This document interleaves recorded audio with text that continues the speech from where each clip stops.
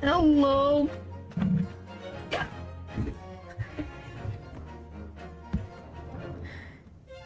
Alright,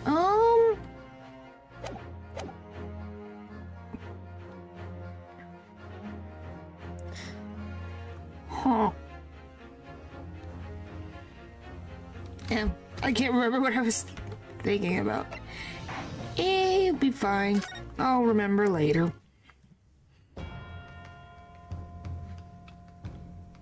Random tolling of the bell.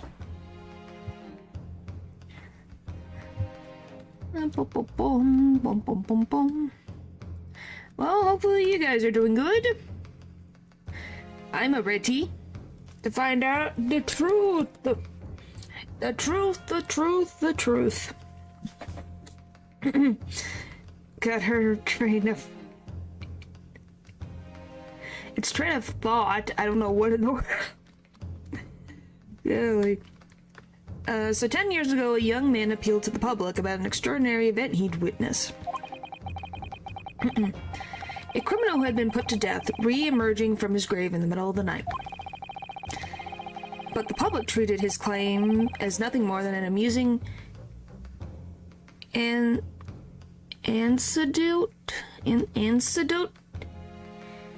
that was soon forgotten. I think it's anecdote. 10 years later, the same man would steal waxwork of the executed criminal.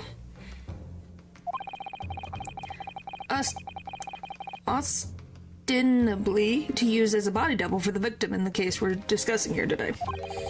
Even though the waxwork's build is a porn match for the victim, and its face is obscured by a mask. So the question is, why would the man do such a thing?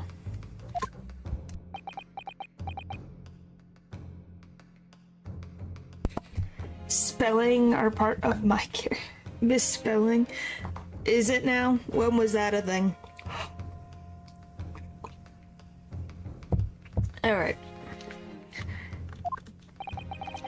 Which brings us to 3 days ago, when the birdcage crashed into the Crystal Tower. If the birdcage had in fact contained not the body of Mr. Asmund, but the same waxwork, the coroner from Scotland Yard who investigated, Dr. Sith. I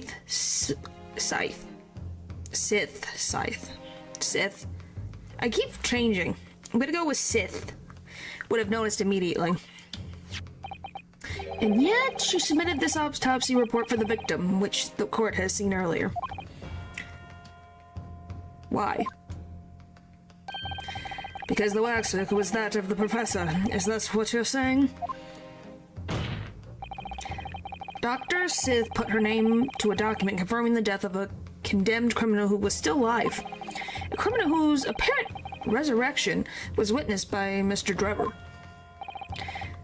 But that misconduct was a deadly secret that the coroner would do anything to protect.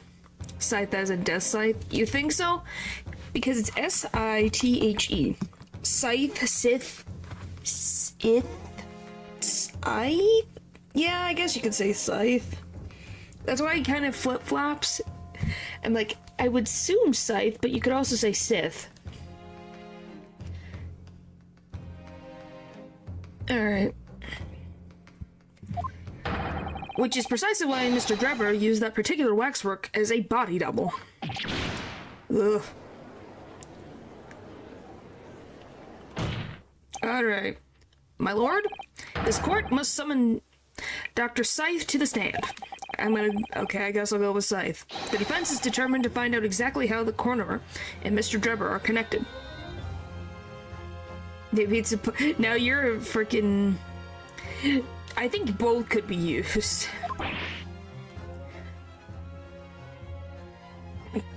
That is a look.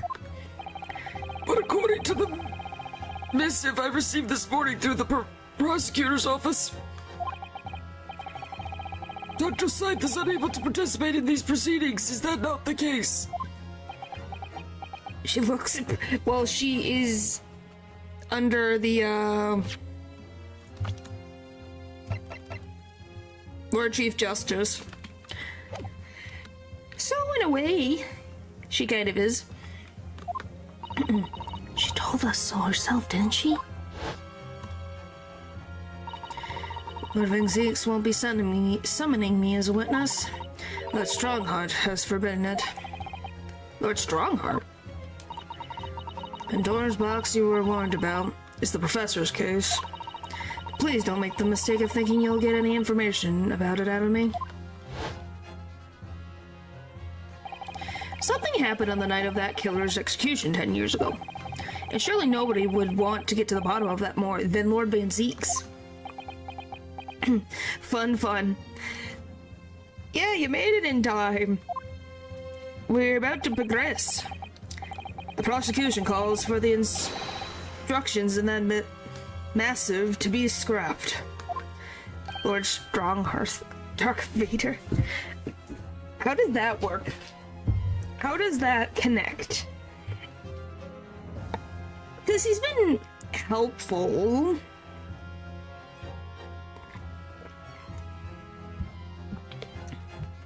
For the stream with music. But Lord Van Zeeks, this missive was issued from the Lord Chief Justice's office. so it didn't start. Maybe it's just on your side. I have no idea why it won't start. The assigned prosecutor has the final say on policy in any particular trial. In other words, me. They both have an evil air around him. I don't know if I would say evil, but definitely is a possibility. I wouldn't say that he's not evil, because we don't really know. He might be the connection to everything. Yes. But Enoch Drebber and Dr. Scythe both take the stand together.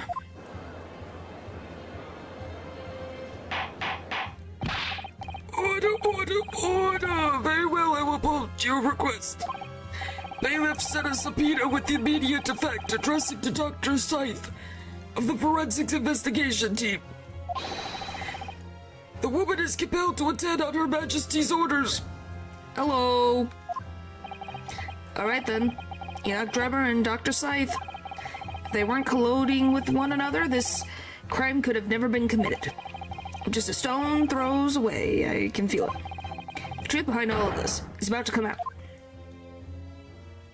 Oh, are we continuing the discussion from last time?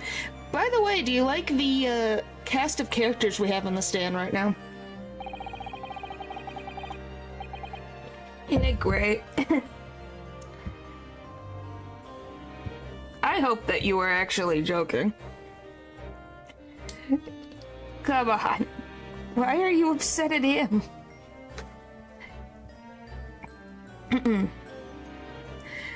Thank you for your attendance at such short notice, Dr. Scythe. I'm disappointed in you, Lord Van Zeeks. You completely betrayed the agreed policy of both Scotland Yard and the prosecutor's office. Betrayal is not in my nature, as long as the truth isn't compromised. If it is, if there's even a hint of wrongdoing, then no matter whom it concerns or disgruntles, I will pursue the matter to the bitter end, as would any prosecutor worth his salt. Yay, Van Zeeks! I'm proud of you. Thank you for not falsifying evidence and making... just for you to win. You actually want to go for the truth. We're proud of this guy. You know, that's very... my gosh. And Val sees Esmeralda, so I think Val has gone off to Cloud 9. By the way, what do you guys think of her statue of the head of Shlomes over here? I think it's pretty good. It's kind of slightly scary because we don't need two of them in existence. We talked about this before. One Shlomes is one too many. Mr. Drebber, you took the victim's life by means of a machine that you constructed in your workshop. It looks like a Pokemon, but wow. Oh, goodness. Wow. Well, I guess as long as you guys get along and don't actually hurt each other, it's fine.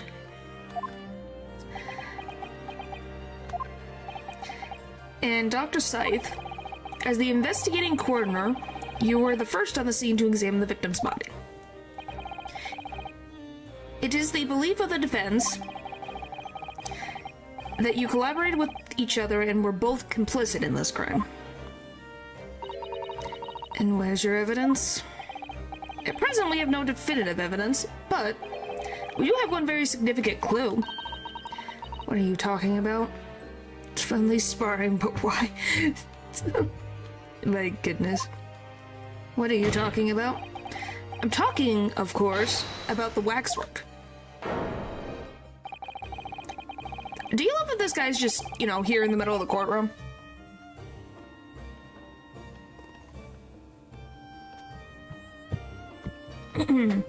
He's still here, just hanging out. This model of the killer known as the Professor, who was sentenced to death 10 years ago. You don't need to tell me. I witnessed the man's execution with my own eyes, and officially pronounced him dead. That remains to be seen. Val. She has appeared once on screen. No, twice, technically. She's not even... Like, that is her arm. That is her arm, man. Golly. Is that so?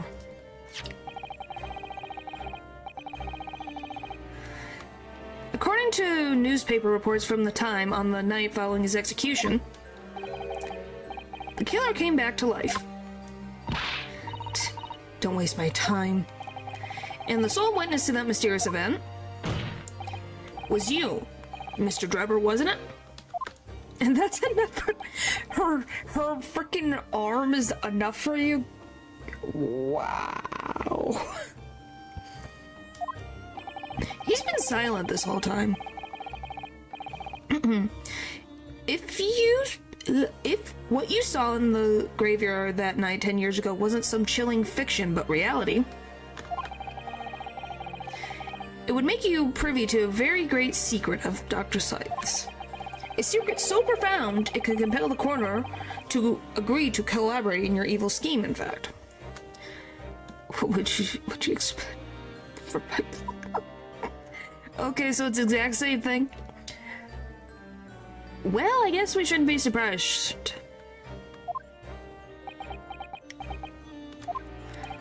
Mr. Drebber, tell the court. Tell everyone the truth of what you saw that night in Lowgate Cemetery. So he was the student who saw it.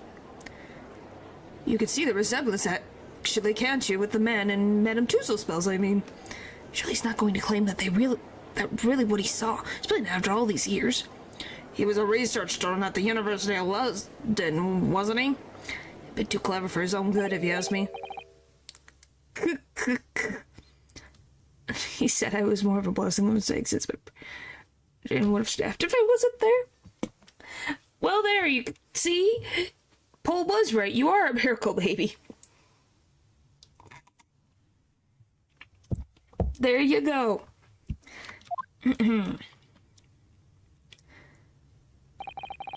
What an interesting twist. Yeah, it was nice. Very interesting.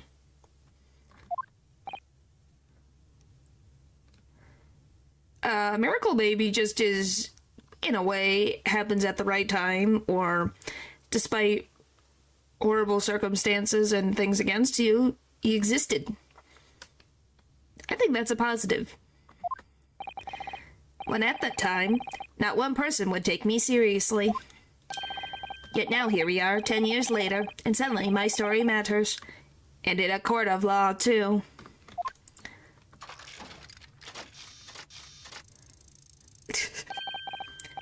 Very well, then, if everyone so wishes. Let's be frank. I'll tell you the truth of what happened that night, for what it's worth.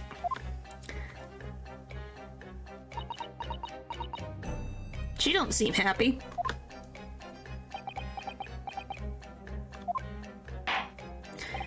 So, Mr. Trevor, your testimony, please, about the events of that night 10 years ago. You will tell the court exactly what you stumbled across in Lowgate Cemetery. Need therapy? I don't know, I'm not a therapist or a doctor.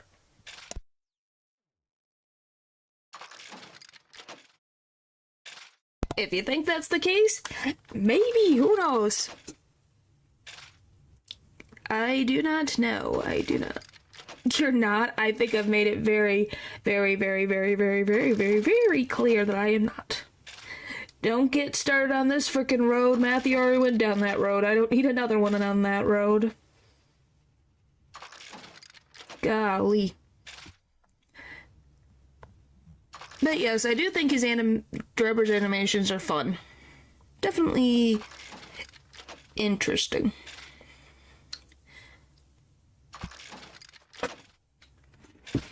Alright. Yes, I'm positive. Yes, of course, as you wish. Alright, let's go. Witness testimony. In the cemetery 10 years earlier. The reason I was in Lowgate Cemetery at all 10 years ago was for a spot of moonlighting, shall we say. Yes, the illustration in that newspaper article was based on what I witnessed that night. But thinking back now, I realized that I never actually saw the professor. Soon afterwards, I was visited by a young woman who sculpted a model of me from wax. Then I gave up on my dream of becoming a scientist, and it was all because of that newspaper article. That's what we're secret therapists. Wait a minute, you're claiming you didn't actually see the professor now? Of course, you'd have to have a screw loose if you believed a corpse would come back from the dead. Well, here's the thing, we're not saying that he was dead. He was faking his death, is what we're claiming. But, so, you're saying this article is not worth the paper it's printed on? I think that would describe it perfectly, yes. Ugh. Oh boy. I guess we gotta figure out how to prove that. The details in the article aren't true. It nullifies your argument for why Mr. Drebber and Dr. Scythe have been working together. So he's discrediting himself to cripple my argument? Tell me, witness! You were claimed to have been in the cemetery on some auxiliary business. Can you elaborate? Oh my goodness. That's right. Grave robbing, to be precise. Okay, at least he was honest about that. I was gonna be like, oh, you were moon watching. You were watching the moonlight, were you? I was gonna be like, what do you mean by that? At least he was honest. As you know, Lowgate Cemetery is at the rear of Barclay Prison. So among students at the university, it had a reputation for being haunted by the ghost of condemned convicts.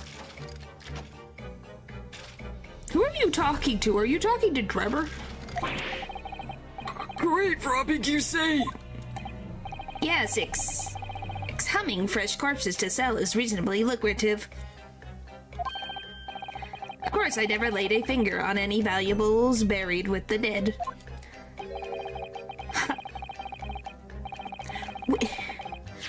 What? Among being haunted, okay? Humming fresh corpses to sell is reasonable. I never laid a figure on any value. Okay, is he... Explain to me. Is he saying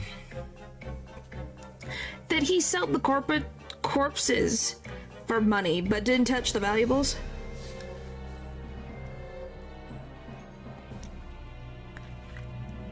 Exhuming. I have never heard that word.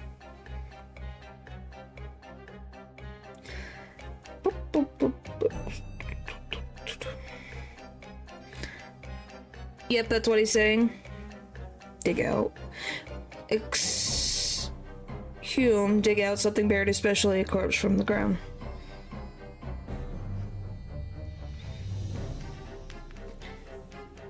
Hello, Eldridge. Yeah, I'm going to guess Natural is talking about, Drebber over there. So yeah, he just sold the corpses. Oh, I just sold the corpses. I didn't take the valuables. What the frick do you mean? I think the valuables would be less freaking annoying to people's loved ones. Yes, they were convicts, but you can't tell me they didn't have loved ones.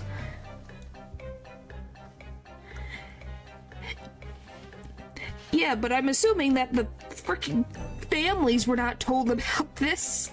So their loved one, who was in the ground, that they thought... But no, they were taken away and sold to doctors and scientists. Not good.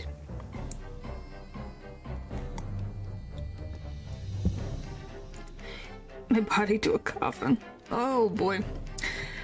So you're one of those so-called resurrectionists, a particularly unpleasant Scrooge on society. Oh, but I believe this practice saved a lot of lives. I'm not gonna say that it didn't help advance medicine and science, but you know, it would be nice if you asked, you know, the loved ones of some of these people, and what is the level of they think, oh, it's okay, they're not around, it's someone's freaking body, you know? Like, there are people that donate their bodies to science and all that, but I'm pretty positive these convicts didn't. Actually, my fellows and I went by another name, the Repurposers. He's digging his actual grave as we go. Wanted at the time for religious purposes. Sydney's last face. Well, good job, Natural. Well, yeah, would you? Like, would you be okay with your loved one's body just, you know, being taken out of the ground without your permission and used for scientific and medical purposes? So, you know, picking apart their body and testing things without you having any idea where they went? My family would, yeah, you guys would be fine with that. Well, I see your bonds. And Natural, I think your family actually will care, despite what you might think the body is just a show. I guess, but that depends on how you feel perspective-wise, because that body is what your loved one used for however many years. It's a little, you know, special to some people. That's all. I guess it depends on perspective.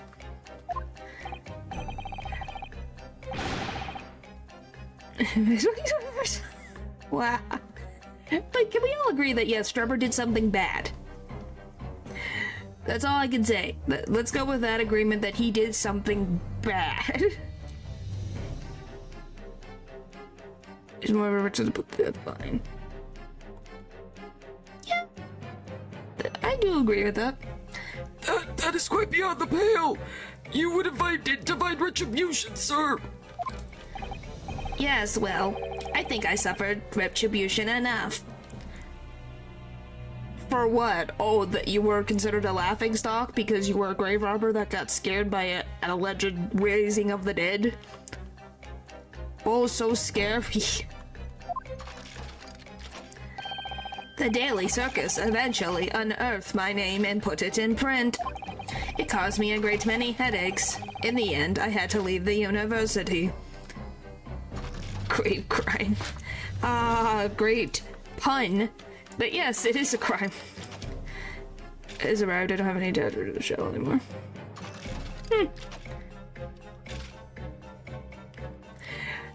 But yeah, my point is that this guy did something illegal. And that's no problem of saying it probably to everybody. That was the only paper with the bad grace to identify me unambiguously, I might add. I see. Out of interest, who drew the illustration for this article? Ah, yes, that was the reporter who exposed me. Check that right in front of me as I describe the scene. Sketch that right in front of me as I describe the scene. you need to ask your loved ones that permission? Obviously, as time ticked on, I bitterly regretted what I'd done.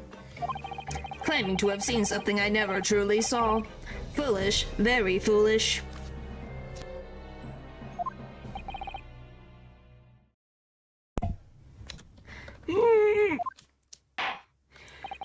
Now, counsel for the defense, you may proceed to the cross-examination now. At once, my lord. No. Just no, guys. Stop. Alright, let's get into this. The reason 10 years ago was for a spot of moonlighting, shall we say. Blah, blah, blah. So was he like a poor college student? Is that why? By moonlighting you mean grave robbing, do you? Surely you only need to look at the graveyard scene in my appearance to gauge the answer to that. The lantern and spade. But who on earth would want to buy a dead body? Any major hospital? A hospital? In order to better understand the human body, the study of anatomy is crucial to medical science. Well, there we go. Goes on full combat. Yeah, I'm gonna say, what do you say?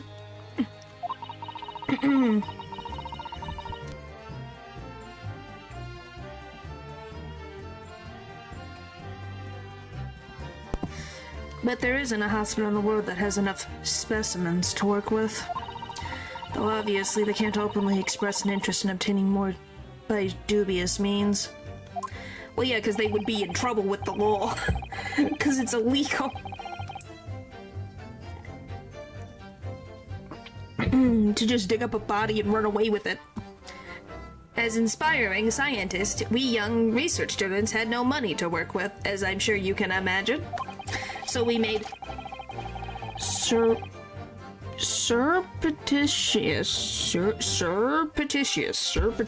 I think that is the way you say that word.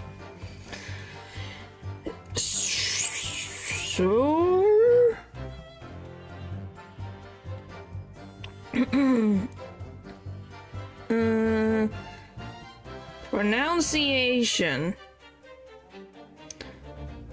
I want the... That is...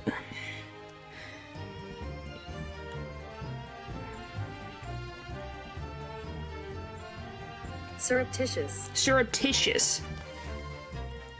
Okay.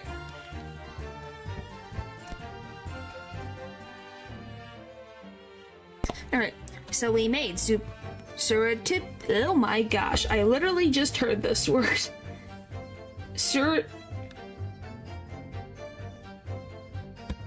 Surreptitious. So we made surreptitious arrangements with the hospital via some of our medical student acquaintances. Why was that so hard to say? I believe there's a huge reference to SP in Night Ring, but that is very cool. Oh, that's cool. We would never take anything of value from the graves. This was all for the furtherance of science, you see. That's what we all told ourselves every time we stole into the graveyard at night, spade in hand. Well, good luck, Natural. Cool, what if it was covered in coconut flames? He probably would feel pain. I don't even know if his hand is actually underneath or it's a prosthetic.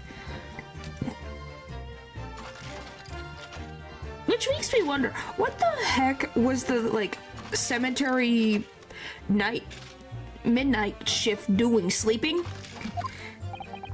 You realize body snatching is a serious crime? If you were caught, you would expect the gravest of consequences. Wow, Van Z's can make puns now. We students were caught between the hammer and the anvil. We needed funds for research. Bribe, probably? Made? With what money?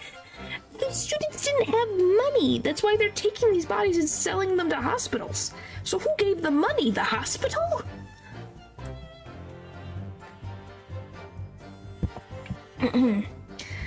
Professor Harebrain's said exactly the same.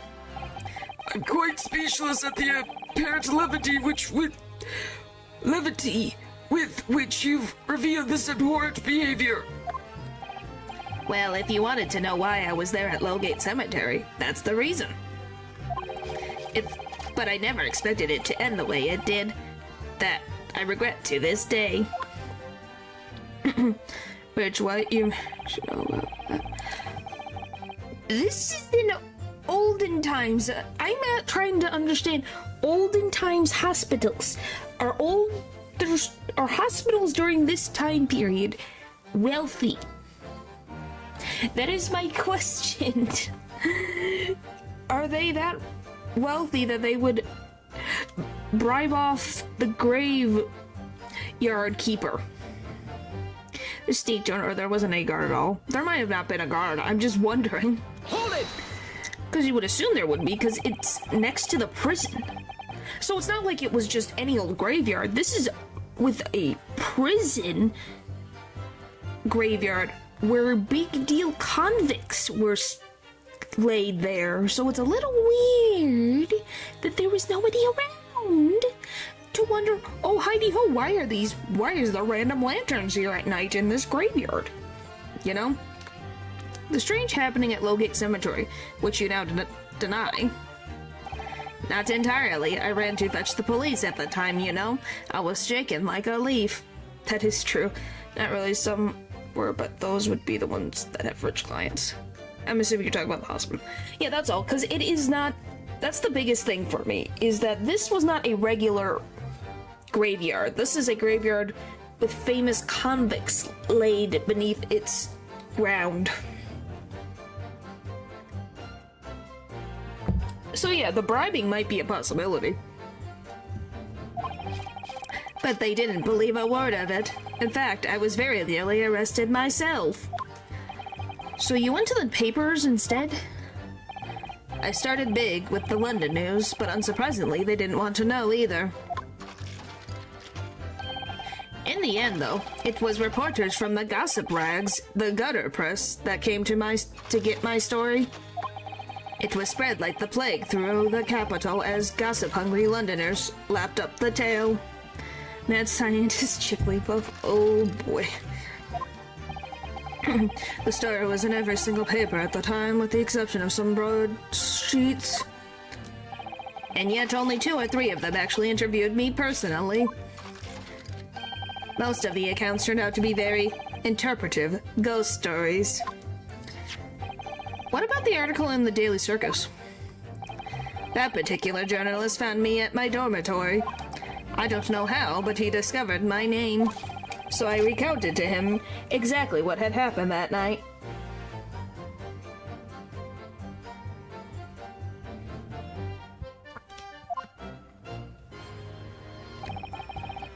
And from your description, he drew this illustration?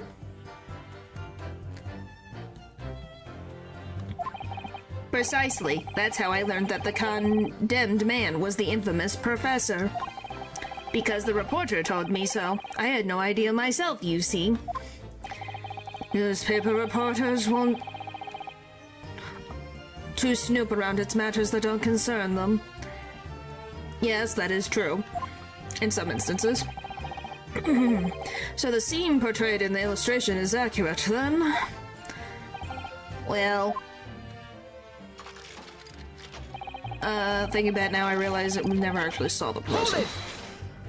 I think his biggest contradiction is that he has his signature on the frickin' paper. What are you talking about? I think I explained already, didn't I? Lowgate Cemetery is at the rear of Barclay Prison. So it was renowned among us students at the university for being haunted by the ghost of condemned convicts.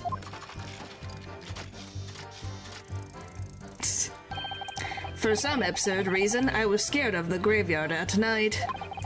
And as a result, only too willingly to believe that nonsense about the dead coming back to life. But you said you actually saw it. I said what I'd seen in my mind's eye. After all, resurrection is impossible, isn't it? You'd have to be unhinged to think otherwise. Unless, of course, you have some evidence that proves I encountered the professor that night. I don't know. Is there any material evidence that could show he really did see the professor? If you have anything at all, Mr. Naruto. I know, I need to present it against the irritatingly backtracking statement of his. Because of the animations. You don't say. The point is that night was a pivotal moment in my life. So I'm assuming statement 3 is what I need to present on. I think. Maybe. Yes, the illustration in that newspaper was based on what I witnessed that night. Thinking back now, I realize I never actually saw the professor at all, though. Soon afterwards, I visited the young woman who sculpted a model of me of wax, then I gave up on my dream of becoming a scientist.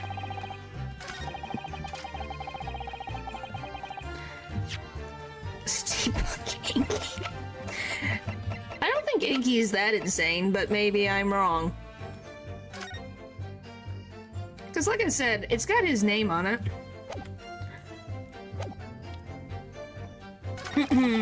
I guess we'll do one more. Let's see. Hold it!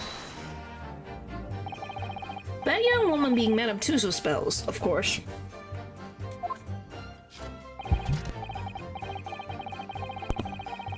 Precisely, I must say I did not expect to run into her again like this 10 years later. Well, because you stole her stuff. Also, we do all agree that Anki has noodle arms. I think he does. I don't think he would replace his arms, though. I think he would just make, like, enhancements. Oh my goodness. As I have explained, I went by the name published in the article named Flamenco. I found the man. Yes, the article in the Daily Circus, I think you said. I was a poor student with barely a penny to my name at the time. And the young lady put £5 in front of me. So you readily consented to having a waxwork of yourself made and gave permission for it to be put on display.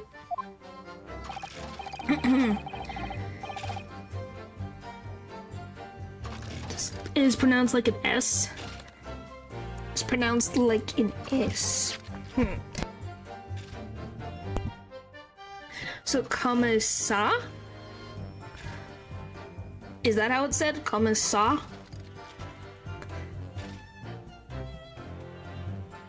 That's just me guessing. Is that why it's got a little squiggly? So the little squiggly is supposed to be like a weird S? Actually perfect. Huh. I did. I should sell what little I had to sell, I concluded. Is the Miss Worldwide. Squiggly means S, yeah. I don't know, I call it a squiggly because it looks like a, it looks like a squiggly to me. Like if you had like a pen and your hand slipped so you just accidentally... Oh, yeah, I remember now.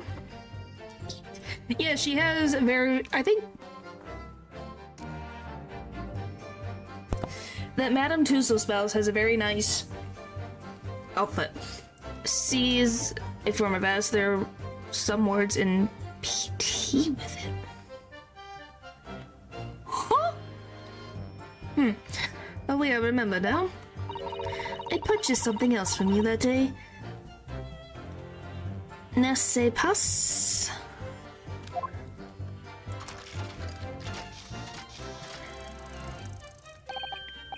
Did you? I can't say I remember. Portuguese. Oh my goodness. There's some words. I see the pun now. I applaud you. Today is pun day, I guess. What was it, madam? Scammer. Ah. Oh yes, I made a point of taking it with me whenever I made an excursion into any cemetery. Okay, that's more worrying. Why did you take your camera? Did he? This freaking makes him even weirder. Okay, I can live with, oh, a poor student is, digging up convicts' bodies and selling them to hospitals for money. Okay, I can kind of believe that. This guy took a freaking camera with him. Why are you taking a camera to a graveyard when you're grave robbing? What is this? Why do you need a camera?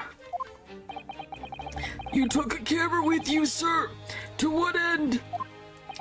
To record the details of the bodies I discerned. But I have no intention of ever visiting a graveyard again after that night, so I sold it. I see.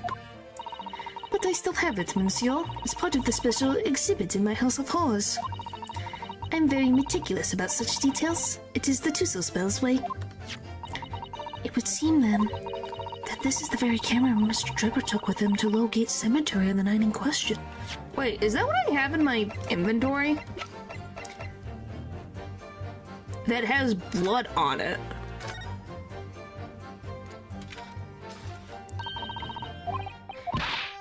Like... So what was this?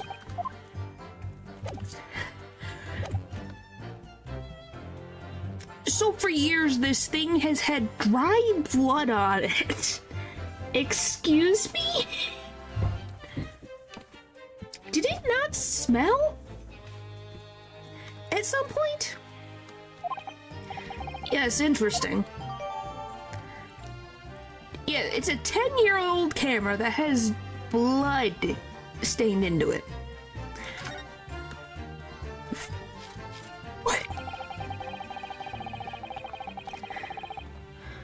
A is a regular A with a strong tone of pronunciation. So masa? A bit of blood. Does it smell much as it dries up? Maybe, but I guess the question becomes, it's that type of camera. Do you think like the I don't know what to call it. The spring? The part that pulls the camera out, like that makes it stretch. Do you think it would seep into any of the parts on the inside to make it not usable? Of night workers puff. Well, I don't think that's what he was doing that for. Hold it! Alright, let's see. This article, you mean? Published in the Daily Circus? Yeah, somebody informed the dean that it was my name that appeared in the article. Think more. San Masan? San Masan. San Masan. Masan? Masan? Huh. And carelessly let slip that night after night I was digging up graves. Hardly a model student, you might say. The university's reputation was execrably defiled, and I was expelled as a result. But you weren't the only one, so why was it just you?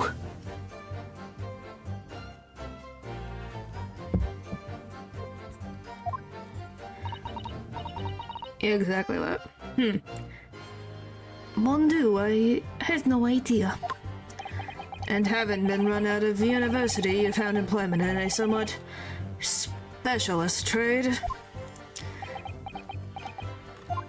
You combined your knowledge of science with knowledge of stage magic to create various experimental machines intended to demonstrate never-before-seen technology.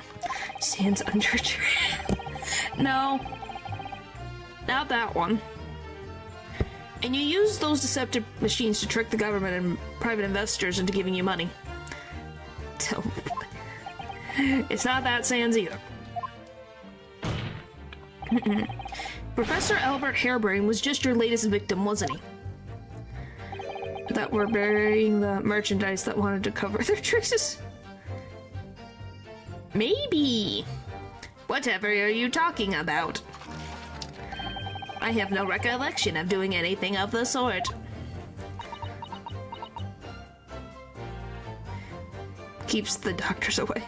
Yeah, that is the same saying in English. Alright, what do you say? What's Drebber up to? Why would he suddenly change his tune and recant his claim? I wonder if perhaps it's because his circumstances have changed now. What circumstances? Well, if he admits to having seen the professor emerging alive from his grave 10 years ago, it will expose a secret in Dr. Scythe's past that she would desperately want to hide. Yes, of course. If Drebber and Dr. Scythe are working together now, then if Drebber were to betray her, there would be no reason for her to continue to cooperate. In that case, there's only one way around it. I'll have to prove he really did see it. Prove he really did see the professor's corpse coming back from the dead, as he originally claimed. Yes, Mr. Naruto, exactly. Yeah, today is just pun day for everybody. Is that what you guys... It's the puns.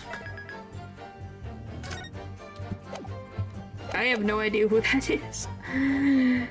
Knows who that is, but me. Oh, how did you know? Thinking about now, I realized. Never actually. Okay. Yes, the illustration in the newspaper was based on what I witnessed that night. Thinking back now, I realized that I never actually saw the professor at all, though. I'm just gonna present the newspaper and see if I'm wrong. Objection! Nope, okay, I'm right. He's a lawyer from an anime. Huh. Oh boy. Sorry, Mr. Drebber, but I don't believe it. Don't believe what? Your latest claim. You did see the professor on that night, 10 years ago. Oh dear. We seem to be at odds, but I was there, and you were not. I know what I didn't see. The illustration with this article was drawn based upon what you told the journalist that you witnessed. A figure emerging from a tomb wearing an iron mask. Yes, when the killer was tried 10 years ago, it was decided in the closed court ruling that the man would wear the mask to hide his identity. Oh yeah, I forgot. That yeah, the professor was literally had the iron mask on to hide his identity. So no one would really know about his existence. So it'd be very weird that you knew that this guy had an iron mask on. It wasn't to be removed even during his execution and subsequent burial. Even the prison wardens were to see the man's face. But obviously the provisions of this mask was not public knowledge. So yeah, if you did not see this professor, how did you know he had a mask on?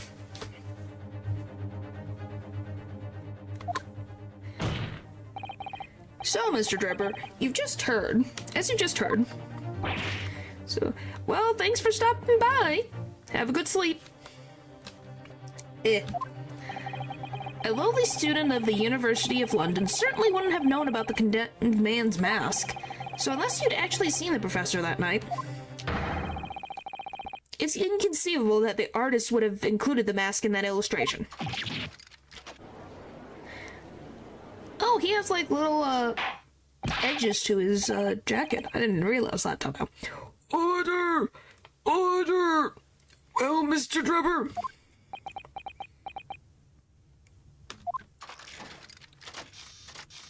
Well, he's not done yet. It's a vile scene, isn't it? If you look closely. And as I've already been at pains to point out, I was utterly petrified. Which is why I had it in my head that I had seen such a blood-curdling sight. But afterwards, I came to my senses and realized that I have been mistaken. You're still saying you don't see it? If you're stubbornly sticking to that story, witness, then amend your testimony to explain exactly how you think your eyes deceived you. Of course, only too happy to oblige. How far are we going to go on this tightrope of logic? I can't believe he's still not going to concede the point. I think because he's desperate. What I in fact witnessed was a fellow grave robber at work. Huh? Excuse me? Are you saying that there was another grave robber who dug up a grave, buried themselves, and then was pulling themselves out of the grave with an iron mask on? In the dark? How far of logic are we going, man? Okay then. That's a new one. Hold it! A fellow grave robber? What are you talking about? Well, I wasn't the only one busy in the cemetery that night, you know. Other body snatchers were at work. Of course, when I saw one emerging from the hole he dug, my heart very nearly stopped. So that's the terrifying sight I actually saw, you see. You're claiming it was just another student on equally insalubrious business as yourself? Is that what you think that he said? Oh, hello, fellow grave robbers. Many of the medical students would wear metal masks to protect them from bacteria during dissections. For the people in the chat, can someone tell me, is this true? Is this true? Graveyard for my beloved. Is this true? I don't believe this. No idea. Medical student metal mask? That is a regular mask. Old time. Neither I have. Oh. Well, there's the plague doctor mask, but there's another thing.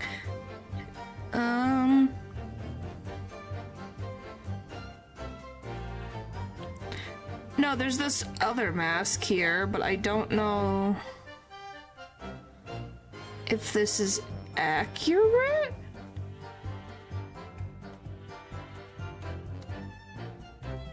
Like,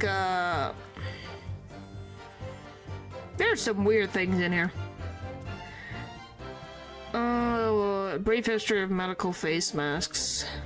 That's the plague doctors. Be first to wear face mask during an operation. That's a mask. That's a regular mask. Those just look like regular masks.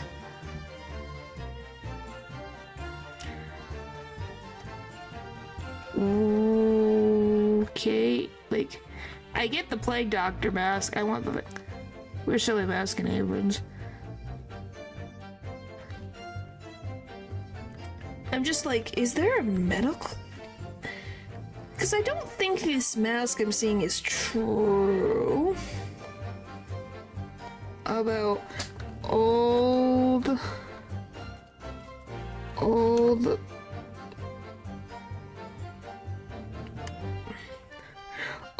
metal masks used for medical use?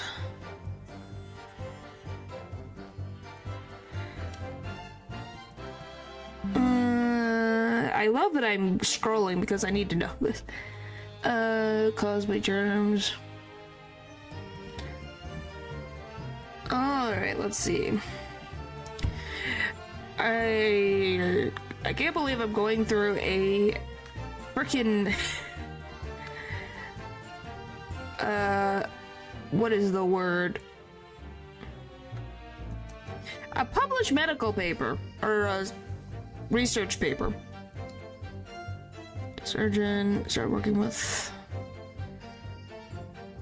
Eastern Cap, blah, blah.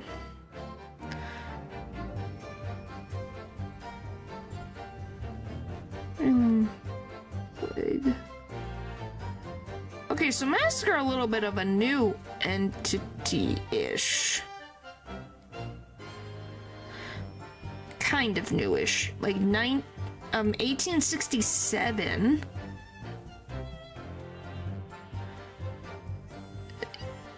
$1980s. Huh.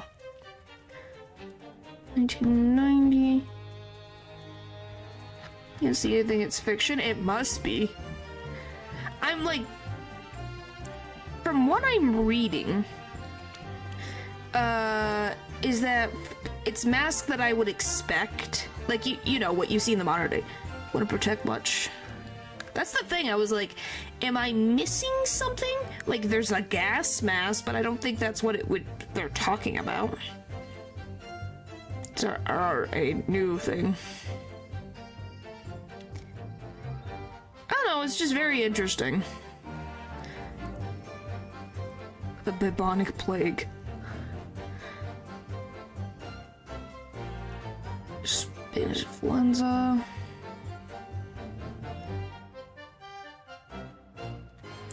Yeah, I think it's made up based on what I can see, because I don't think this mask...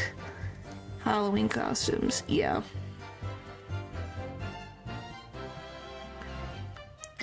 They just called it bad air, but they didn't know how it works. Yeah, I think if it's a metal mask, maybe they're talking about a gas mask?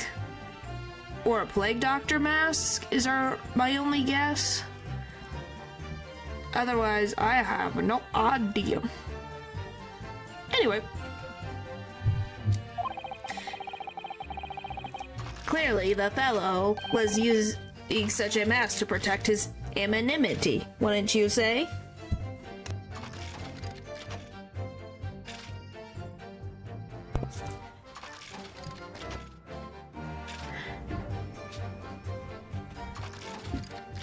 Maybe? Maybe? Objection! That's definitely a possibility.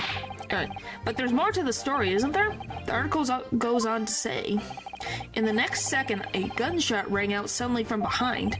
The bullet pierced the resurrected man's chest, whose breath then stilled once more. What?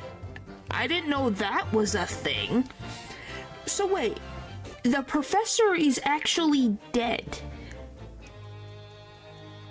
So someone shot him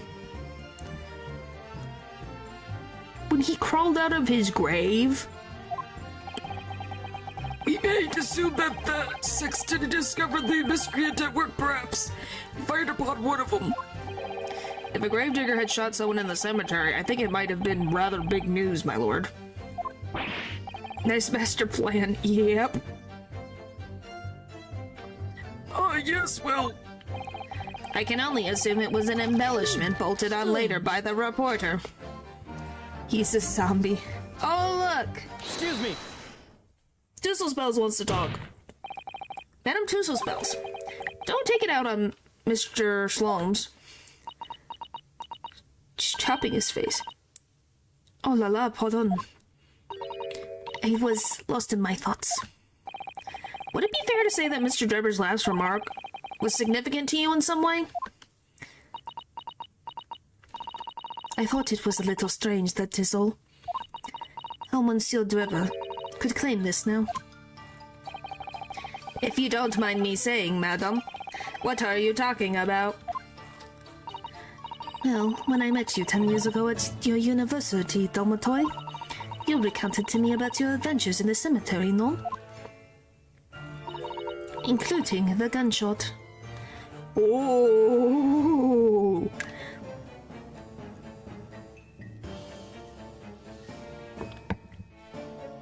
Someone's past is coming to bite him in the butt.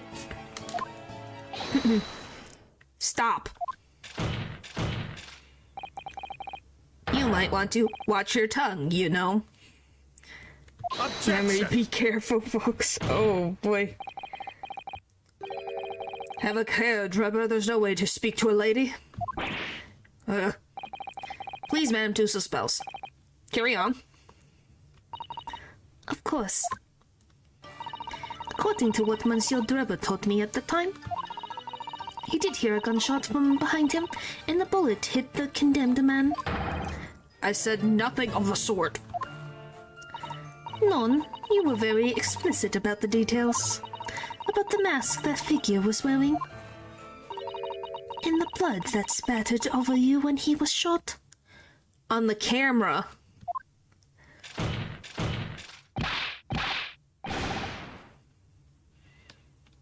Enough. Shut up, woman. You're making this all up. He's gonna win the...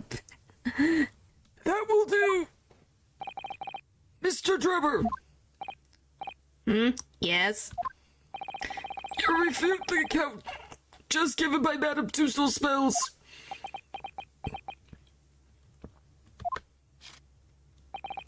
I have no recollection of ever saying those things. Come on, do you really expect us to believe you? Control yourself, counsel. I will not permit baseless accusations in my courtroom. Right. Under the circumstances, I think it's best that you supplement your testimony with a statement to clarify your position on this witness. Very well.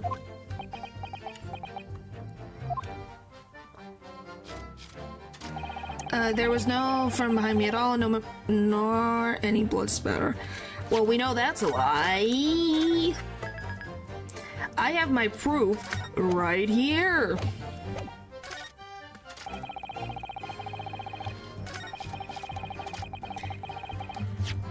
Alright.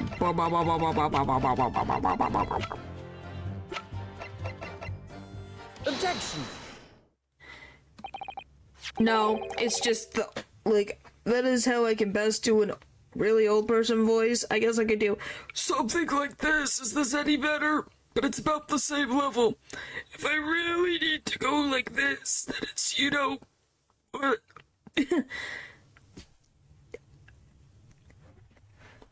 I am not old.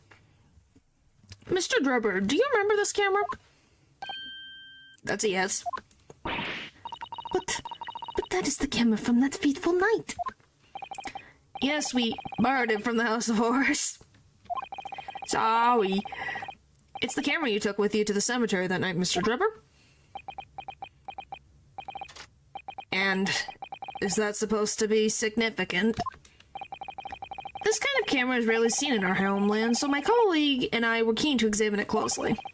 We noticed that the land extends forward on the end of some bellows. Like this. Hold it! What's that? There, just on the bellows. It looks like a dark red stain. Oh. That's right. It's a rather conspicuous mark here on the bellows, in fact. Good lord, are you suggesting... Yes, my lord. It would appear to be a spatter of blood. Something that could be confirmed with a simple chemical test. Isn't that right, Dr. Scythe?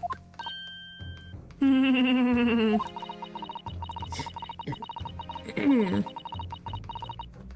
would be difficult to determine if it was human blood and not the blood of some animal. But yes, to test whether or not it's blood at all, it's simple enough. Fun fact about blood, it stops being red when it dries. Well, yeah, then it becomes brown. Well, yeah, because it oxidizes. Or evaporates. I propose that Madame Tussauds Spell's testimony was correct, and that on the night in question 10 years ago, you were spattered with blood from the gunshot wound. Well, you treated in the same ways, so... And that, furthermore, you really did witness the condemned professor emerging from his tombs. The oxys. Ooh. Progression. There's simply no way you could have forgotten such a traumatic experience. In other words, the only explanation is that you're trying to hide the fact that you saw the professor that night. Objection! But why? Why would he want to do that? Well, not for his own gain, it would seem. For whose, then? Who could benefit? Oh, you know, the woman who said that the professor was dead.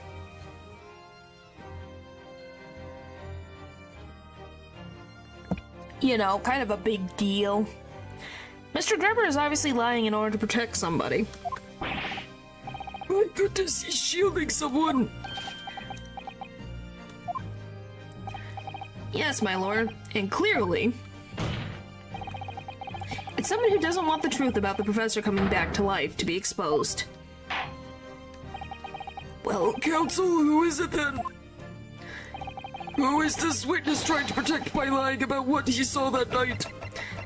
I wonder, could it be you? Do that! The obvious answer is Dr. Scythe. Scythe? What? Whatever do you mean? Imagine if the convict who had been sentenced to death was not in fact killed. Imagine if that was to come to light. What are you insinuating? And imagine if the convict in question was the country's most hated mass murderer. If it was the professor... That would be an unprecedented scandal! Objection! This is beyond a joke. Need I point out that the dead cannot come back to life? What you're suggesting would mean that the execution never actually happened. I do wonder, how did this go about? Was it just Dr. Scythe and the professor? Was there no one else in the room of his execution?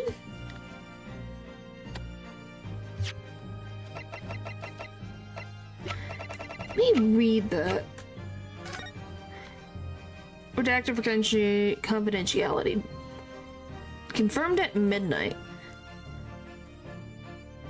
So, I don't even remember. He was going to be sentenced to death, and he allegedly died by, jumping rope. So, because I'm assuming, unless it's just weird how it must have been in his cell then. Yes, that's exactly what it would mean. Objection! Once a man is sent to the gallows, he hangs. No one could escape, not in Great Britain. Okay, so he went to the gallows. That's what we know. Okay. Objection! But the fact is, there was a witness to the fact that the man did escape his jump rope. Scythe would be the one to confirm his death. Yeah, I was gonna say, she put her name on there. If that were true, counsel, the implications of the misconduct would not stop at the supervising coroner. It would take the honor of the entire judiciary from the ground up. And it's exactly because of those monumental repercussions that Dr. Scythe would consent to any demand made of her by someone who threatened to expose the secret, even if that meant being complicit in a crime. You mean... I mean that Dr. Scythe wasn't collaborating in Mr. Drebber's wicked scheme. She was coerced into collaborating in order to protect her decade-old secret. She switched the dead body of Mr. Esmond with the waxwork model and fabricated the autopsy report. Okay, so you're saying she didn't do this willingly. Oh, and there's the foot. Lord Van Zeeks. Pray forgive my freshly filled hollow chalice and whole raft of other discourtesies now.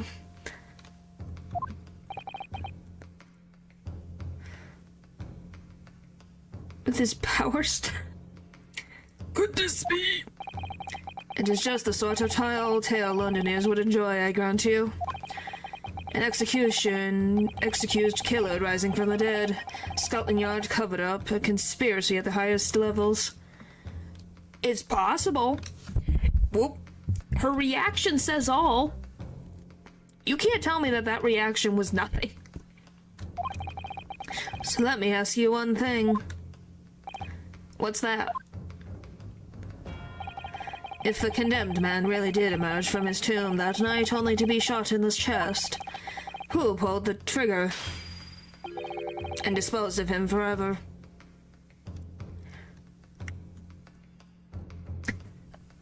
I would think it would be Dr. Scythe.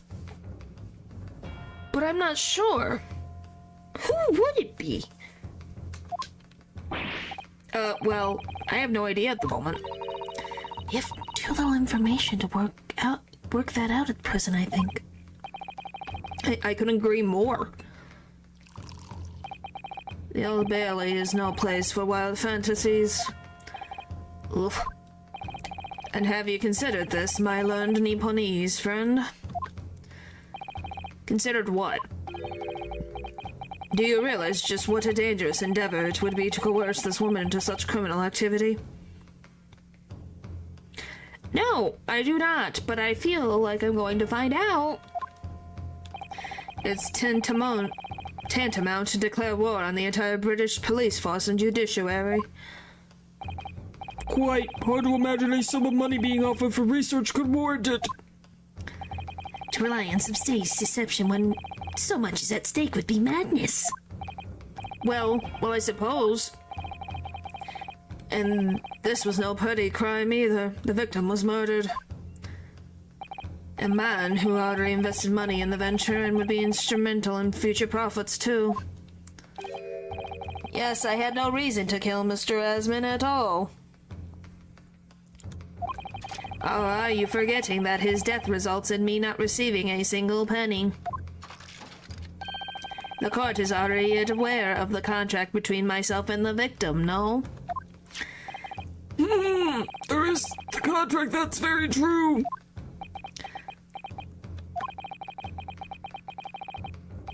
Wait. Now that you think about it, I don't know why this hit me just now.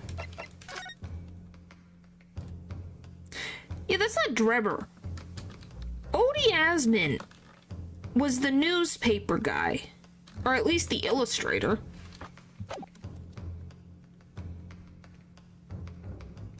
Yeah, how is everything connected together? It's all about the invention. I forgot about that. Yeah, well, it's kind of the invention slash the case from 10 years ago with the professor's alleged execution. The motivation for this case runs deep, though. I can feel it. Using threats to force the head of the forensic investigation team to cooperate is extreme, especially for a government grant he had no guarantee of receiving in the first place. If the research grant was the aim, taking Mr. Asman's life would have made no sense anyway. Which means Mr. Drebber's motive wasn't money at all. He was just trying to kill Mr. Asman. Now, why would he do that, though? Like, I get it. If he's the illustrator of that article from 10 years ago, why did he kill him now? 10 years later after this. What is there to gain from killing Mr. Asman now? In the present time instead of 10 years ago? If he ruined your reputation and made you not be able to become a scientist. Why now? What caused the change? But why? What was his motive then? Your time is up, my learned friend. I'd say you have one last chance before the jury loses their patience with this charade. Let's see if you can back up your heady proposal, shall we? I'm just trying to think, what would he do? Like, did Odie Asman was going to go out and prove that this was a thing? But what would that do? The opportunity makes the thief well criminal. I've got nothing. See, I don't know either. What could there possibly be? 10 years later, there must be something. There must have been a confrontation. Something must have caused this. Do you love... do you love Cosmo just moving out of the way going, excuse me. I would like to not have wine on me, thank you very much. How do you explain why this engineer would throw all caution to the wind and threaten his own country? Because he's a lunatic? Is that a reason?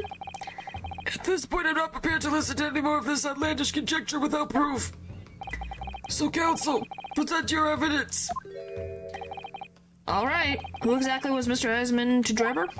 There's a connection there that no one's seen yet. I was like, yes, that's what he does. And I'm going to have to present 2 pieces of evidence to show what it is. Okay, I know one, but what's the other one? Yes, my lord.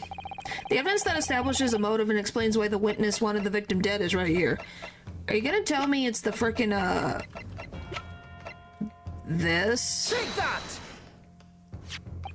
Mr. Drebber, I have here the contract that you signed with Mr. Esmond. Yes, that's right. The very document, in fact. That proves I had no reason to kill the man.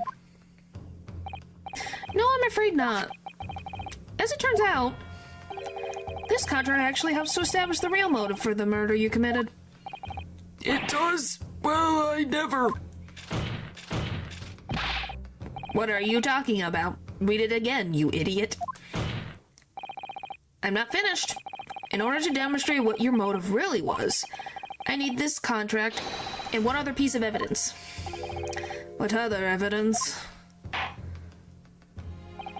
Counsel, you will present your supplementary evidence without delay. The evidence, which, when cross-referenced with this contract, establishes a motive for the deed. I guess we'll find out now officially. Dun, dun, dun, dun. Take that! It's this newspaper article, my lord. That was written 10 years ago, and every detail has been examined already. What can it possibly tell us? Okay, did no one look at, like, how tiny is this signature? It's not that tiny. That drivel should never have been written. It's typical gutter press nonsense. That means nothing. Objection! But there's something significant that this newspaper article and the contract have in common. Good thing it clicked with you. Yeah, it just hit me where I'm like, wait a minute. These have both the signatures on it. I wouldn't have noticed. I don't know, you just look at it. Because last time I looked... That's the autopsy report. I need the other thing, please. Because when I looked at this, I thought, oh, it's got signatures on it. That must be important. And then I realized this was a thing. So yeah. Really? And it's that common link that shows very clearly why you were determined to kill Mr. Audie Esmond. Explain to me, I need to know. It seems the defense has uncovered something the rest of us have missed. So, my learned friend, point out what these 2 pieces of evidence have in common. Where exactly is the link between this newspaper article and the contract? Take that! What these 2 pieces of evidence have in common is a signature. A signature? The signature on the illustration that accompanies the 10-year-old article and the signature on the contract belong to the same person. What? Ooh. As the court has heard, this illustration was drawn 10 years ago by the newspaper reporter who found Mr. Drebber and interviewed him about his ordeal. If you look closely, the reporter's signature can be seen in the bottom right corner of the drawing. And if you look at the contract here, which was signed between the witness and the victim last year, you can clearly see Mr. Esmond's signature at the bottom, which is still the same way that he wrote it 10 years ago, which is very interesting. Let me see now. Good lord, yes, they're identical. In short, the journalist who drew the illustration and wrote the article published about Mr. Drebber 10 years ago was the victim of this case, Mr. Audie Esmond. Oh! And down he goes. Objection! But yeah, what does that explain in the present, though?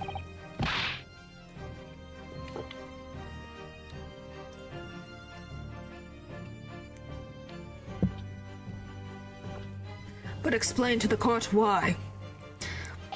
Why would that constitute a motive for the witness to murder Esmond?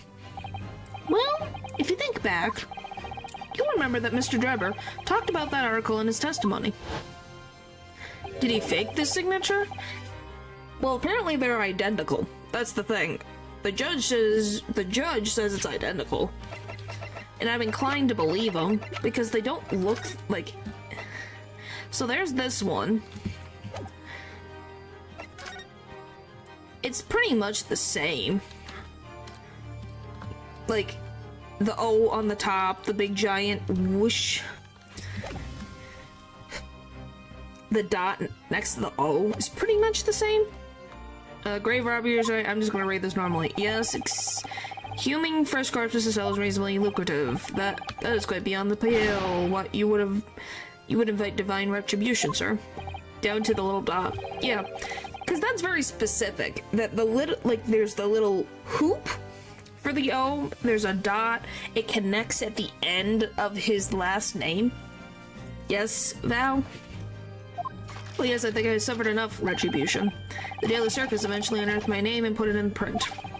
It caused me a great many headaches. In the end, I had to leave the university. Yes, I do. I do.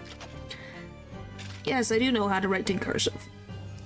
That was the only paper with the bad grace to identify me unambiguously, I might add. Then I gave up on my dream of becoming a scientist, and it was all because of that newspaper article. It's not difficult to learn. Like, go online and you can find, like, instruction stuff to do it. At the time, you were a student of the University of London who dreamt of becoming a scientist. However, this single newspaper article changed your entire life.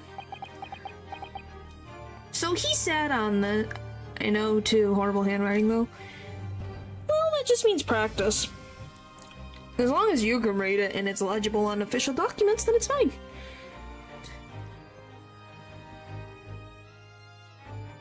Ooh. But yeah, cursive is not super difficult. If you can write in English, that's already a big step in writing cursive. Anyway, Drebber must have been holding on to this grudge for 10 years. 10 years of rage for revenge. Golly. So Mr. Aspen used to be a paper journalist, did he? He did, my lord. In fact, it was widely held belief that Mr. Aspen managed to position himself at the heart of this criminal network, thanks to the many dubious connections he made during his time as a reporter. Oh, well, ain't that a random coinky-dink? Carry a negative amount of dexterity. Oh. You could still get better. So you had to give up on your dream and leave university.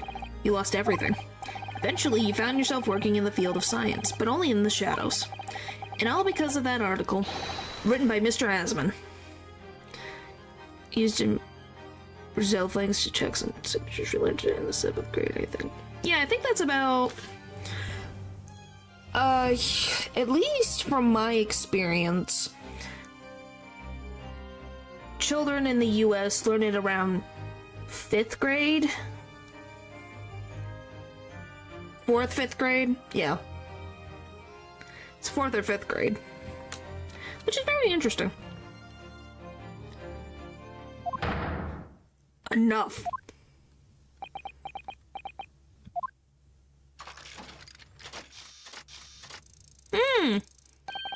Stop this endless drivel about my life.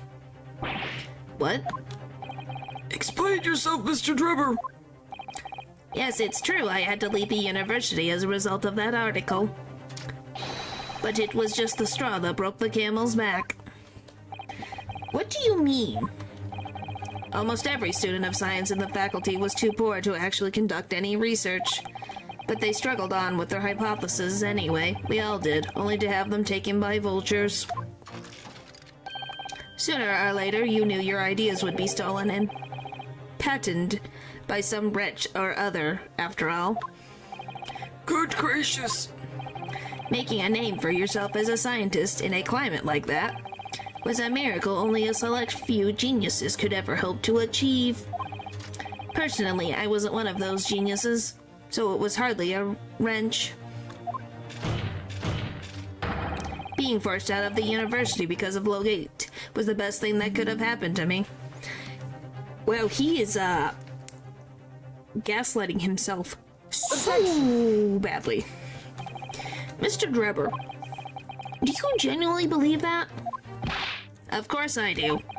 Who better place to know whether or not I possess a talent for science than me?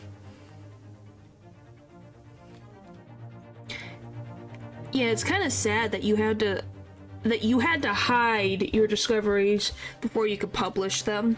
Like, that's sad.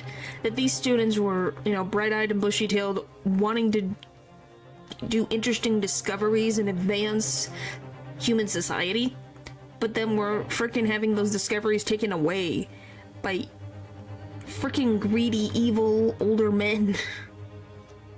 Just like women had to deal with. So, everyone freaking had to deal with bull crap. Great. I'm sorry to say that your words don't ring true at all. How dare you? And I have evidence to prove it. How are you in a position to say anything about me? I don't know you from Adam.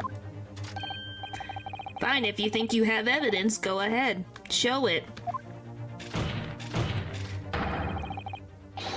What you could have possibly have to disprove the idea that I was happy to leave the university because I lacked talent. Because you have a trophy. Take that! Do you remember this, Mr. Drebber? We found it at your workshop. Is that a Royal Society trophy for excellence in science? What exactly is this trophy, Council? It's the greatest honor that can be bestowed on a young scientist, my lord. Which tells you, Drebber is talented. So don't say you weren't talented, because obviously, Great Britain thought you were talented. There's no higher acolyte that recognizes emerging talent and promises a bright future. Good gracious! Your prospects for the future were excellent, weren't they, Mr. Drebber? Because even then, you were a genius in your field. But you lost everything. You had no more future. Your talents will go to waste. All as a result of this one newspaper article. I don't know when you realized who Mr. Asman was, but when it dawned on you that he was the same journalist who 10 years ago ruined your life, it's abundantly clear that you had no intention of forgiving the man.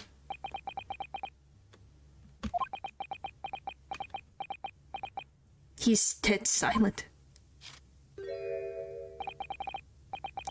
The truth is... Finally, he's going to fold. I don't think so.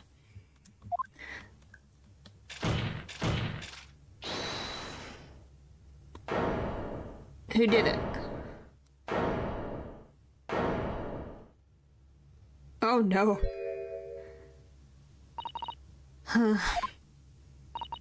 Fine. Clearly this has run its course now. What? I admit it. All of it. What? What? She just gave up instantly? Excuse me?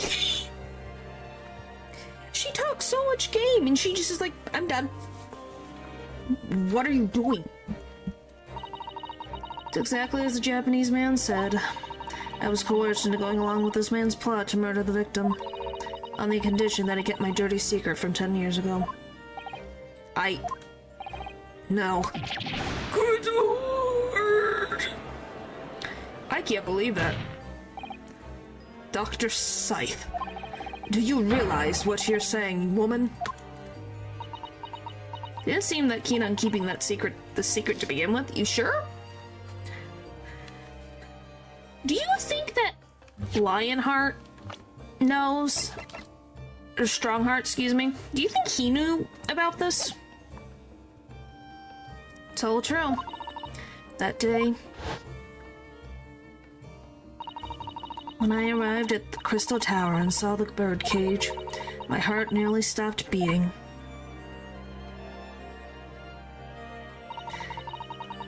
that memory from a decade ago that I'd done my best to bury deep inside myself. Sure. Possibly. Yeah, we don't really know if it was Strongheart. Because she doesn't seem like someone who would just mess up like that, you know? It was the professor again staring me in the face. And then, before I had a chance to react, I noticed something else. There was a note tucked inside the model's jacket. Oh, Dr. Scythe, you will go along with my plan, from someone who knows the truth about what really happened that night 10 years ago. Well, you banked on that she would follow what you said. Wow. All the instructions were in that note. Every detail was meticulously written out. I had no choice but to do what he said. I made the necessary alterations to the scene and fabricated the autopsy report as instructed. There was really no other choice. It had to be done to protect the judiciary. I can only apologize now. This kid was used by a faction to target a rival faction of nobles. Who knows? It's possible.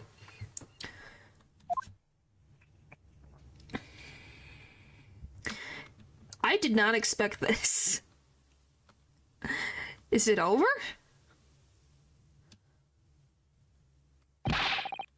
Why on earth would you buckle now? Well, there's no point in trying to hide it anymore, is there? I would have done anything to stop it coming out, even collaborated in murder. But the great little lie about the execution 10 years ago has been exposed. Which, by the way, she didn't kill the man. So she has a less sentence than Drebber would. She just messed with the crime scene and faked the autopsy report. She didn't kill the man.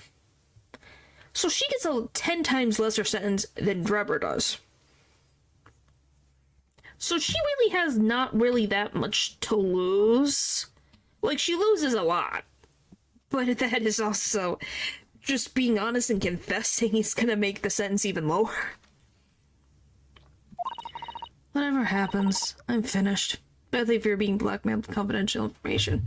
True, because that's also added on top of it is that she didn't do it of her own will. And if she has the paper that he wrote to her, the letter, then she could really prove it.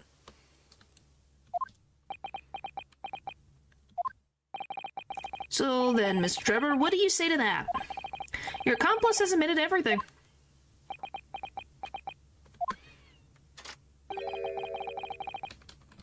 I wonder, have I used every piece of evidence? I think I've used pretty much every piece of evidence now. I think. Surely it goes without saying. You admit your part in it too, then? I admit nothing. At all. What? Have you forgotten that the kinesis machine was ripped to shreds by an explosion? Short of me admitting to a crime, there's really no possible way for you to prove I did anything wrong. No! So he's pretty much admitting it. You just can't prove it, is what he's saying. Order, order, order! Whatever this man says, I admit everything. He threatened to expose my secret, so I went along with his plan. And Lord Van Zeeks? Yes? I hope you accept my apologies. What happens next is in your hands, of course. What does that mean? What does that mean? What does that mean? I heard more than enough now! I hereby present the final findings of this court. This trial is not the proper forum in which to pursue the alleged wrongdoings of Mr. Trevor.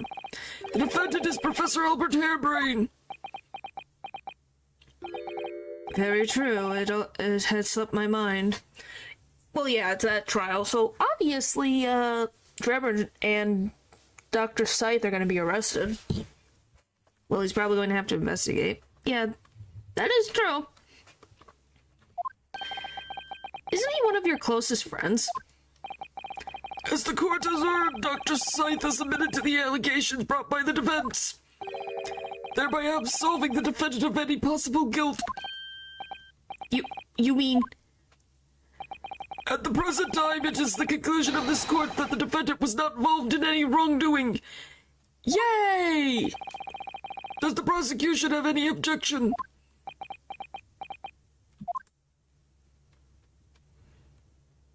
That's a no. None, my lord. Oh, congratulations, Mr. Naruto. You've proven Professor Hairbrain's innocence. Without further ado, then, the abjuration, unless the prosecution or defense has any other matters to discuss. Yeah, victory. But it feels like there's a lot left to uncover here. I'm assuming that's a no? I don't know. This doesn't feel quite right. Go take a cup of hot cocoa. I believed we'd fight a bit more for it. You think, but apparently Ryunosuke doesn't feel quite right. Why did Dr. Scythe suddenly admit to it like that? Is everything alright, Mr. Naruto? Which, by the way, we have to remember that Dr. Scythe has a daughter. Is the daughter involved?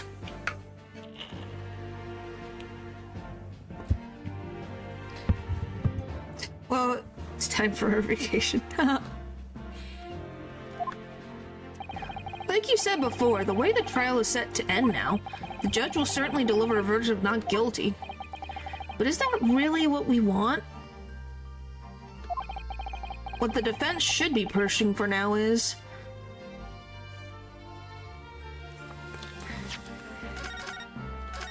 Well, yeah, hot chocolate's delicious. I'm assuming we want further testimony. Objection! The defense objects to the trial ending at this time, my lord. I beg your pardon? We demand one final testimony. Oh boy! What? You do realize I'm about to abdicate in favor of your client, I presume? I'm not sure it's our job. Yeah, but I guess maybe... I'm gonna say, it's not his job to figure out the... well, he's there to defend his client and find the truth. But at the same point... Yeah, it's like, we have technically done our job already. What are you playing at now, my Nipponese friend? Why would you want to obstruct the conclusion of the trial at this point?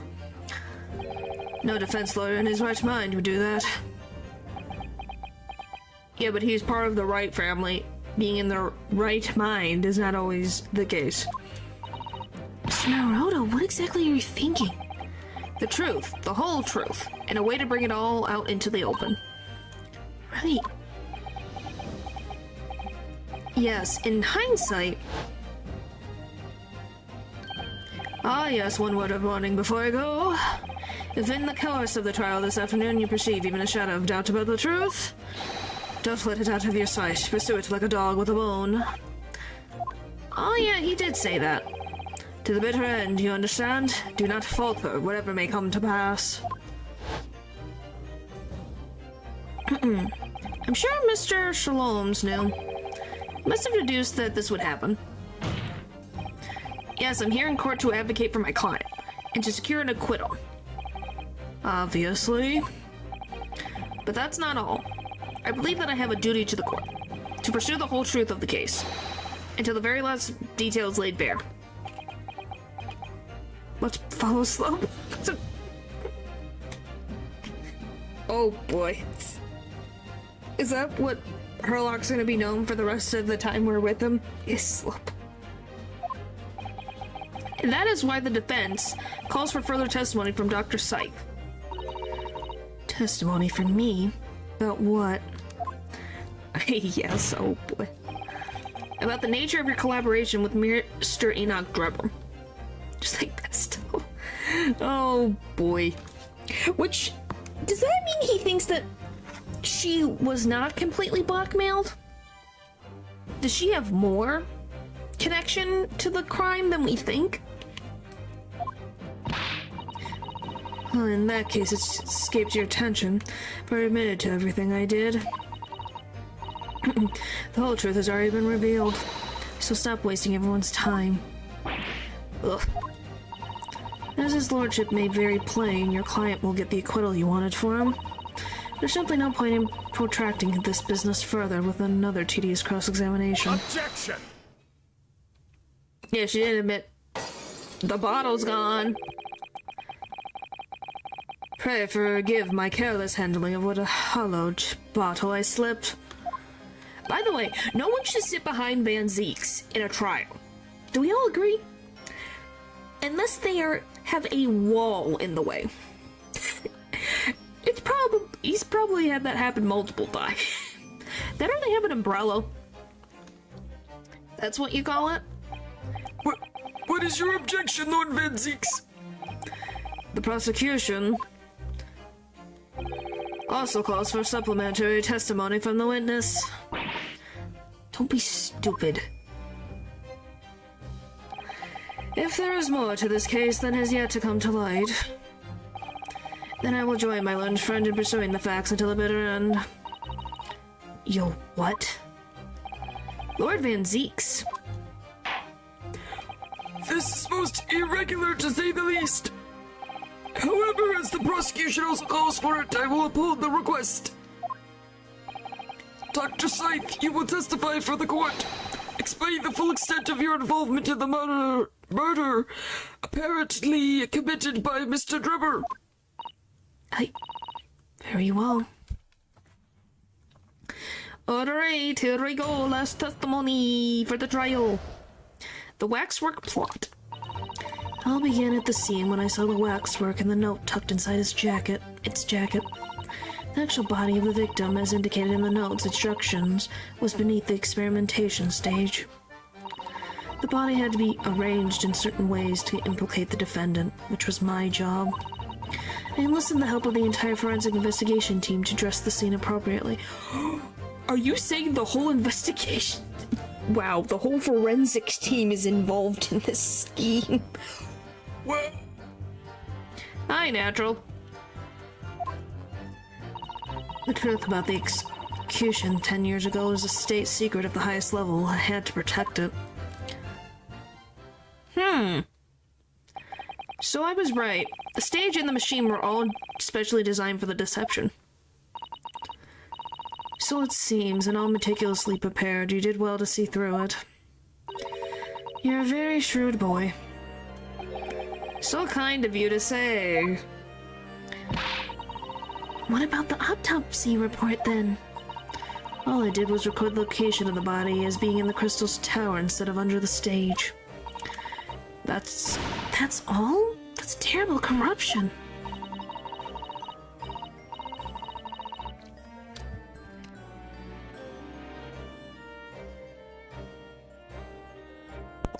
Only my team were aware of the deceit, and then only under my explicit instructions.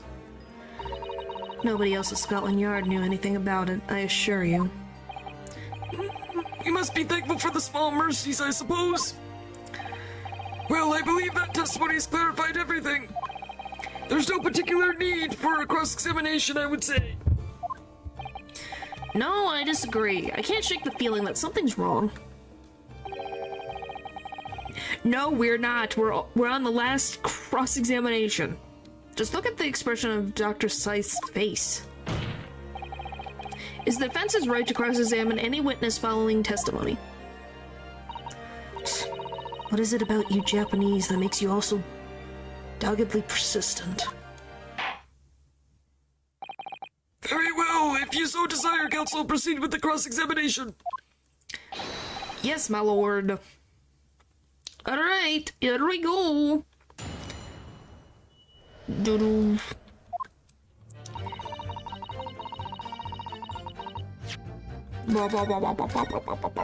I'm assuming the daughter is involved. I don't know how, but I'm assuming she's involved. Alright. From what you described before, it sounds like the note was anonymous. Did you have any idea of who was behind it? There's very few people in the know about what really happened 10 years ago to start with. But anyway, I'd never heard of this engineer. So no, I had no idea. Yet despite not knowing who was behind the plan, you went along with it?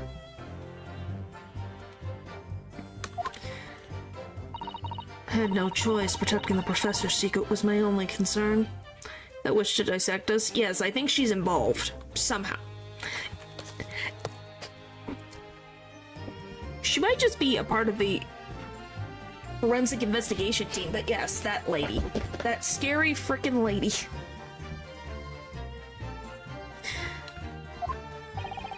But the horse has bolted now, and the stable door will never shut again. Scotland Yard's reputation will be miserably damaged as a result of all this. Hasn't it been damaged multiple times over anyways? Hello! Hello, hello. Yes, thank you, Lord Vinxies. I'm well aware of that. So as I understand it, what you found in the bird cage was the waxwork model. Where then was the victim's body? Alright, blah blah blah. Oh, well that's good. Don't spam it. Hold it! So you knew about the special construction of the stage used to carry out the trick then? It was quite obvious what had happened with the victim and the waxwork.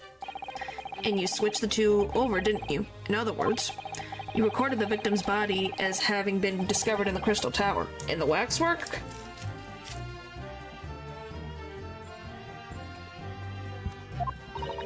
I wrapped it and sent it by carriage to the specified address at the specific time.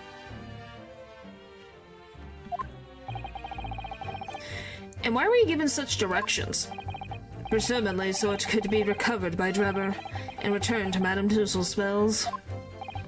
I see. And then you put the birdcage back on the experimentation stage?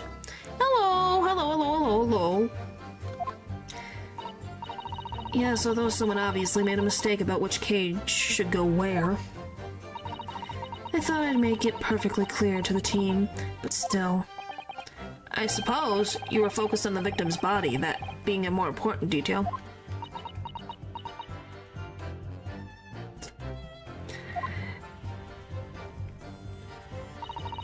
Had to be arranged in a certain ways to implicate the defendant. Hold it!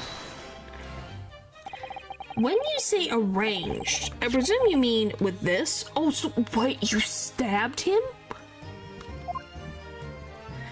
Really? Yes, the instructions in the engineer's notes said something along the lines of fabricate some evidence to make it clear that the harebrain was alone could have killed Asmund. So, you mean that was your doing? I fetched Harebrain's ridiculous screwdriver from the stage and took it with me alone to the abyss under the stage where the birdcage had fallen. Alone, Doctor! Wow. I didn't feel it would be appropriate to involve anybody else in that particular part of the deception.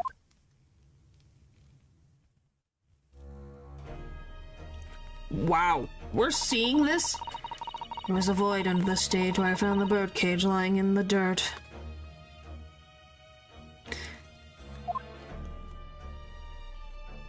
Wow. I approached it, leaning down, and slowly opened it up. Then I took the screwdriver in both hands and plunged it into the man's chest.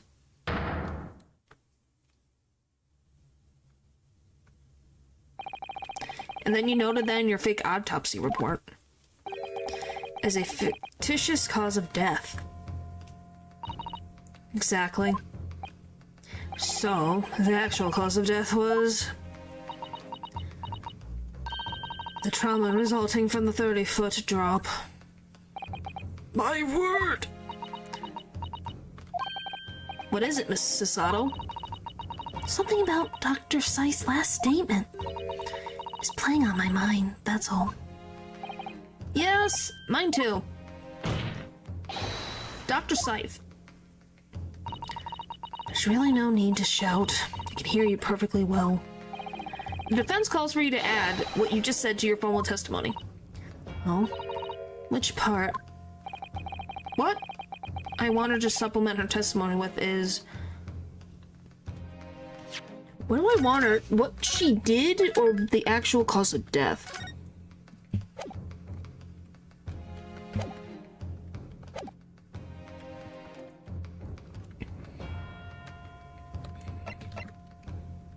Let me look at the court record.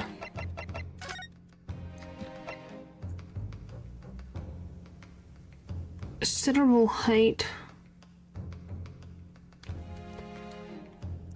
It says considerable height. I'm trying to think. Which would be better? Which, the real cause of death, what you did to the victim. I think the real cause of death. The real cause of death being the fall of 30 feet. That part. Fine, if that's what you want. Just stop yelling, please. The prosecution concurs. Very well, you will supplement your testimony now, witness. If you wish, my lord. The actual cause of death was the neck trauma has been suffered from 30-foot fall.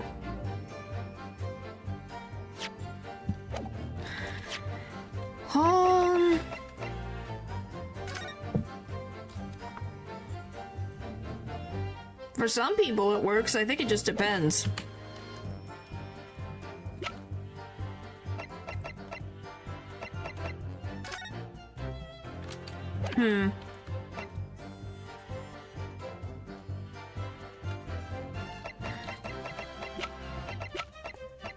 Hey, Natural, are you still here? Hold it! Alright, let's see. You're quite sure of that? Was it as a result of a broken neck? Did I pick the correct one? Or is it the other one? Genuinely tell me. Yes, as a professional, that was more than apparent. You'd never know just by looking at the photograph of the victim, though, would you? No, that's very true. Obviously not.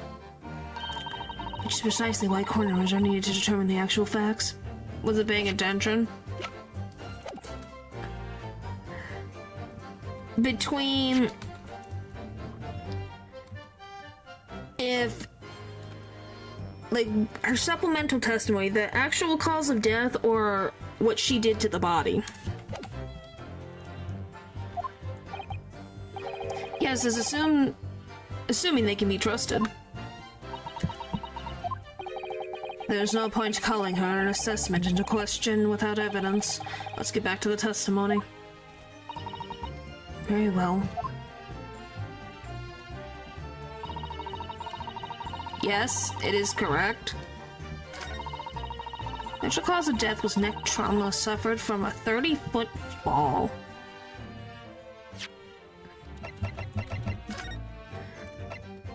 It just says sudden fall from a considerable height.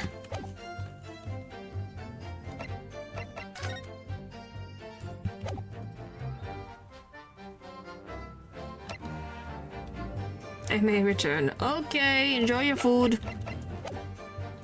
Just trying to think. This is so freaking annoying.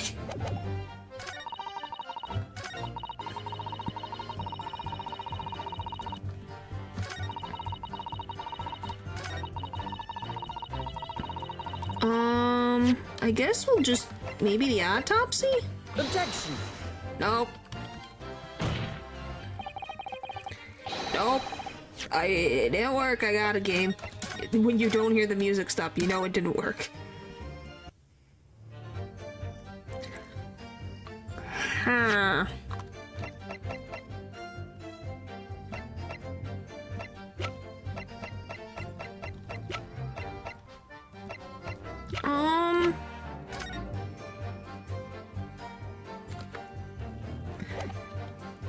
Is it a 30-foot fall?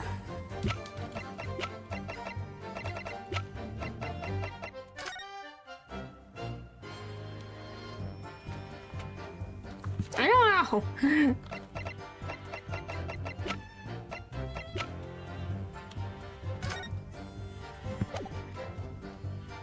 Metal screwdriver that was found poking through the grill in the base. Wolverines of kinesis machines, very distinctive handle. I don't get it.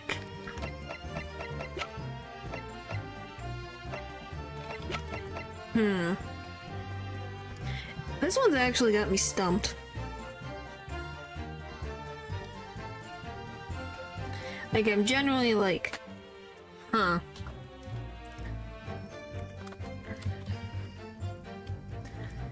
I'm like, what in the world?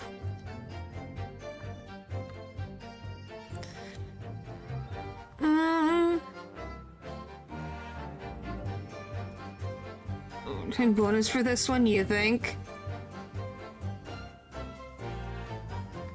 Alright, let me just see. Blah, blah, blah. Blah, blah, blah. Alright, what does this tell me? Okay. Further testimony. Give you the option of what to question on, so you want to pick the choice about stabbing.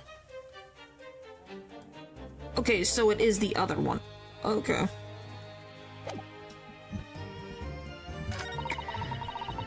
Alright. Hold it! So I need the other one. You mean what you did with this, correct? As we carry out. Okay, this is. Okay, why do it? Alright. That's right. Alright.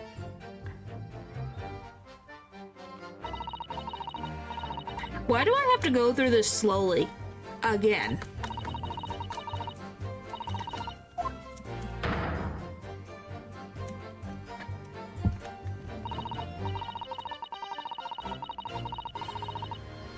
Okay, let me read that. So, I leaned down over the birdcage and opened it up. Then I took the screwdrivers in both hands and plunged it into the man's chest. I just don't know why I can't speed through it. I've already seen it.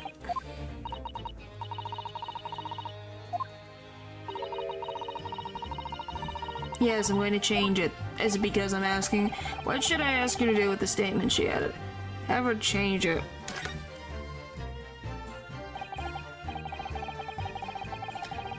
Okay, I believe that may be significant, so could you change your supplementary statement to explain that instead? Very well.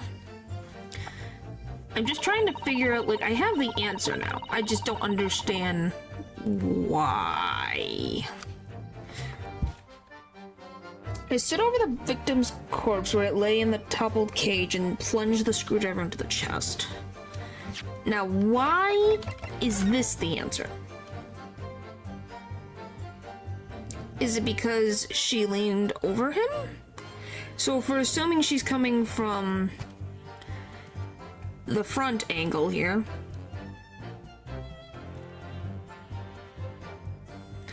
so if we're assuming she's coming from over this way, wouldn't she stab here instead of here? Is that what it's trying to say? Hold it! So it was you who stabbed Desmond with this. Yes, far easier than dissection, I assure you. No precision required. What a welcome change. The victim died instantly from snapped neck. All I did was carry out the instruction I'd been given. As unflinchingly as ever, no doubt. I'd imagine you didn't bat an eyelid when you drove the weapon into his body. There was no need to bat my eyelids. And what else did you do to twist the facts? Remind the court, why don't you? If you wish.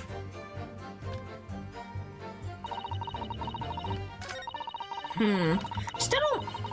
I'm going to guess they're going to say it was a too far distance, but I don't know. Objection! Apparently this is correct. Explain it to me, buddy. I've got a nasty feeling that this inconsistency points to an extremely uncomfortable truth. What an earth is the matter, Counsel? Have you lost your tongue? I apologize, my lord. Dr. Scythe, in that last statement of yours, there's just one point that seems to defy explanation. Out with it, my learned friend. There's an obvious inconsistency between your description and this photograph, which shows the victim in the birdcage following the events that led to his death. Objection! Can you let him finish? The court has already examined that photograph in depth. There's nothing new we can learn from it. Objection! Well, didn't you say that about the newspaper, and I proved you wrong? Yep, we've already considered it, that's true. But we now know the facts to be different. What do you mean? I believe we should let the defense explain. Where in this... Photograph would we see the alleged inconsistency with the witness's statement? Is it the stab wound? Like, is it where the wound is? I just don't quite get this. This one I don't get. Take that! Look closely at the bloodstain on the victim's chest. It clearly extends downward direction towards the man's feet. Okay. What does that mean? And why is that significant, Counsel?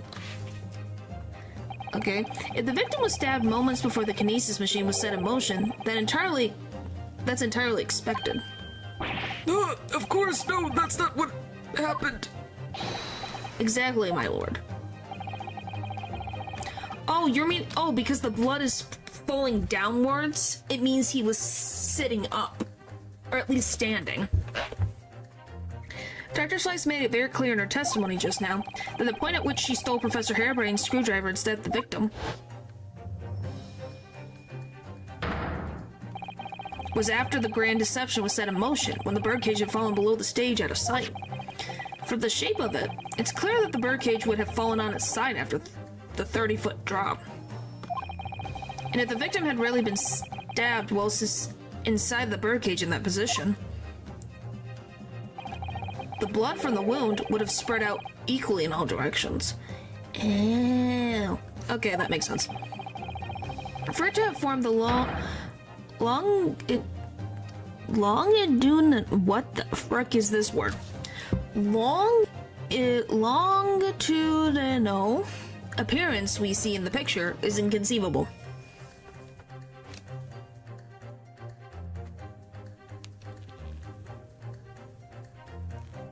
Well, I know longitude and latitude and longitude. Longitude and latitude. Longitude, I can say. It's just saying the rest. Huh. Given that the victim's blood seeped vertically downwards from the wound, it must be the case that when you stabbed Mr. Asman, he was standing up. Are you saying that she stabbed him while he was still alive? But how? In short, Dr. Scythe, your latest testimony was a total fabrication.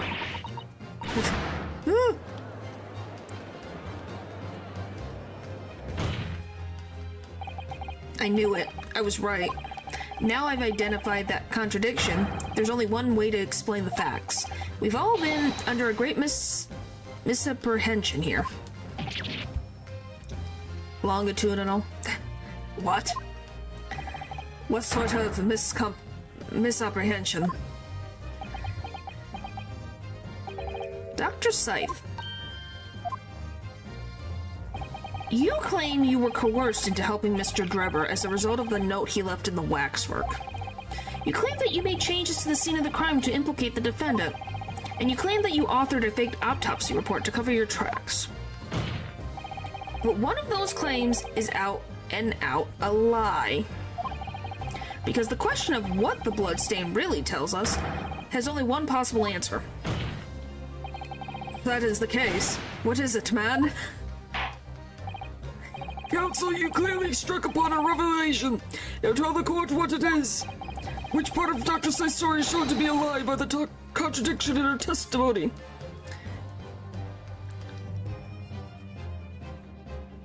Well, what is the wording? When you mean stabbing of the victim, do you mean that she didn't stab the victim? Or do you mean of how she stabbed the victim? Or when she stabbed the victim? How she was coerced, the stabbing of the victim, the autopsy report. I'm assuming the stabbing of the victim. The answer is very simple. If you consider the sequence of events, if when the victim was stabbed, the blood from the wound seeping downwards as it did, we can be sure that the victim must have been either sitting or standing upright at the time. But as you rightly pointed out, the birdcage would have fallen on its side when it fell beneath the stage. Yes, it would, which tells us that the victim must have been in that position of his own accord.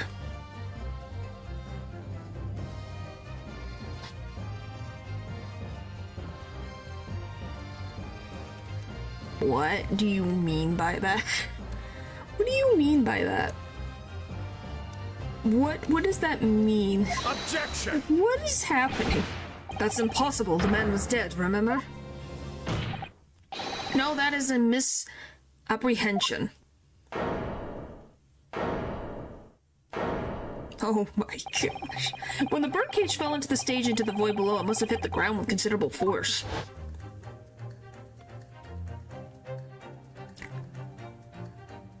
Are you saying he lived the 30-foot drop? Are you saying this man lived? What? But Mr. Asmund didn't die in the fall.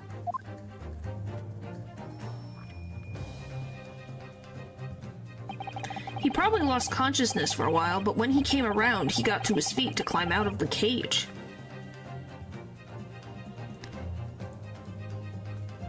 Without a single sprain, he frickin' be darn lucky. Well, he wasn't that lucky. Just as Dr. Scythe appeared.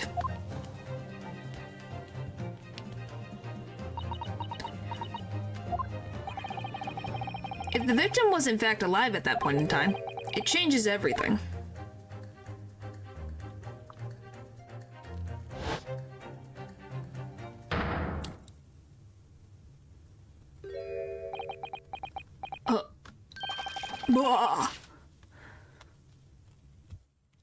To his entire body. Yeah, but I still think he was lucky and also the most unluckiest man in that day.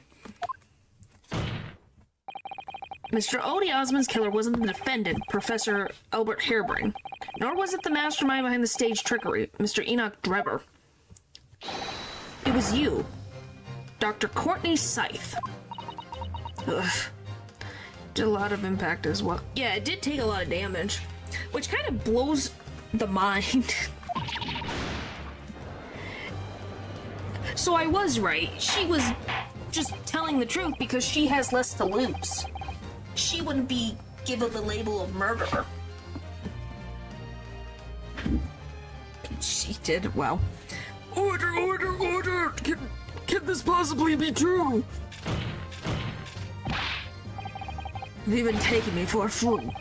It was you, was it? You killed him? What is this? You hoped that by admitting to being an accomplice in Mr. Drebber's scheme, the trial would end, before you were accused of far worse crime. Cold-blooded murder. Oh, do shut up. You're so desperate now, you're making all this up as if I would do something like that. Objection! I assure you the defense is not desperate, Doctor. Mr. Odo has established the facts using evidence and logic alone. Huh, logic? Don't make me laugh. Sadly, your logic has a gaping hole in it. What? What do you mean? I thought I'd have thought it was obvious. A motive, boy, you're lacking motive. What possible reason would I have to kill Mr. Asmund? Mr. Asmund was involved in a number of criminal activities from coercion to theft to murder. Well, wasn't he a busy boy? From coercion to theft to murder. I'm surprised he didn't die by other means, to be very honest with you. He really must have been lucky. But there is no known connection to Dr. Scythe here. I I'd rather believe his name does seem somewhat far-fetched. True, there's no obvious motive, but there's still something in the back of my mind. I feel sure I've seen somewhere that hints at why the coroner might have done this. Back in the first case. Yes, he does. It's like, they really were just lucky and then ended up in one of the worst deaths ever. Like, golly, man. One guy lived from a 30-foot fall, probably was unconscious, and then was stabbed to death. Then you have the guy from the first case who, burned to death in the carriage where he committed murder.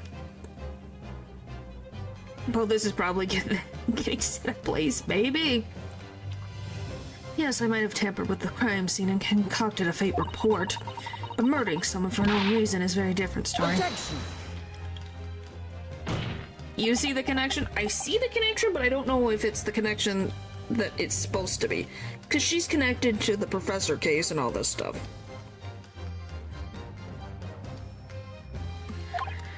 No, when you question what possible reason you could have for wanting to kill Mr. Asman, something did come to mind. What? What was it, counsel? Enlighten the court at once! Yes, we saw it yesterday, didn't we? Something that seemed strange, but we had no reason to suspect it at the time. Can you be more specific? There was a particular object that explains why Dr. Scythe would have wanted to kill Mr. Asman. The iron mask, the scalpels, the screwdriver. Is it the scalpels? Are you saying... Because weren't we looking at the scalpels in her...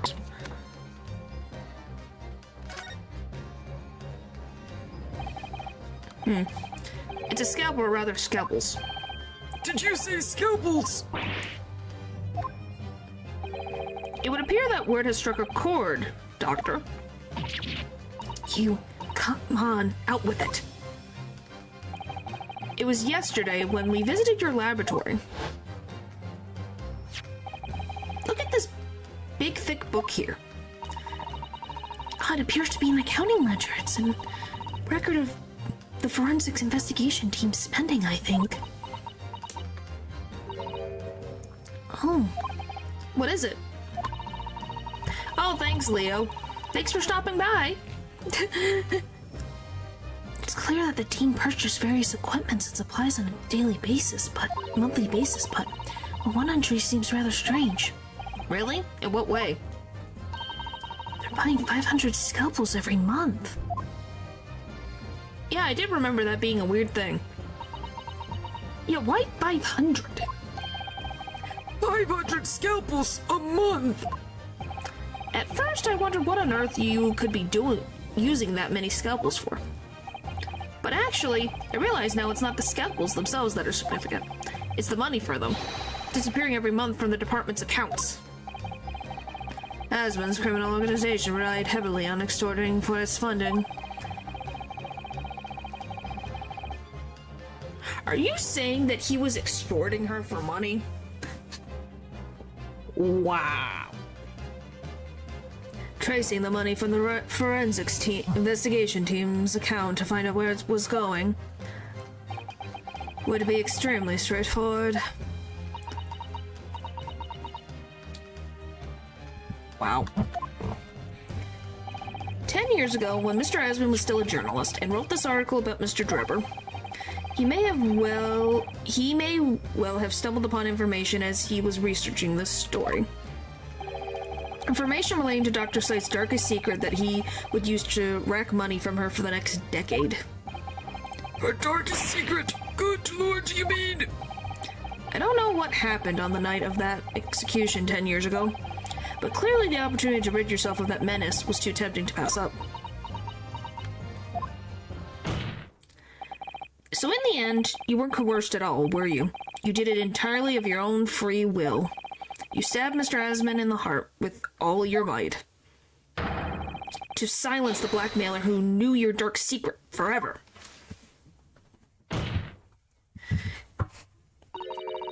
You'll never understand. None of you. What we've had to keep covering up all these years.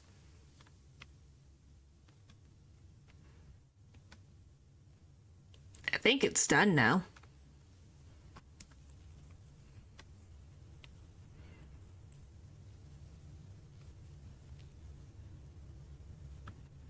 Wow.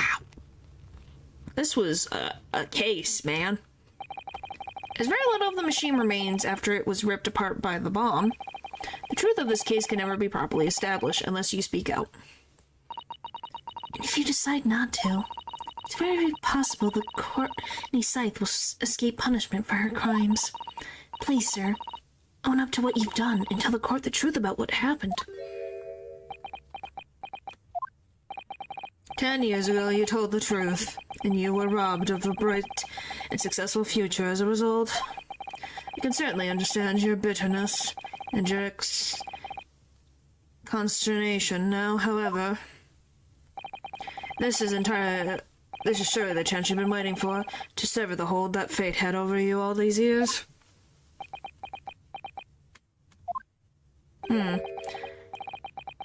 Super high voltage instantaneous kinesis. I mean, really.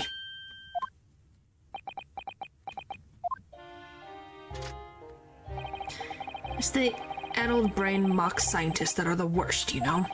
They don't recognize the fact that they don't have the talent. They can't even get that right. So they end up chasing impossible dreams, having unbridled faith in their abilities.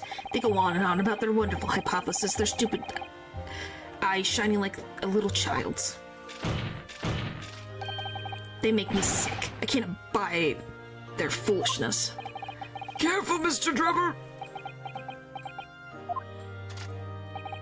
I was particularly pleased with the kinesis machine.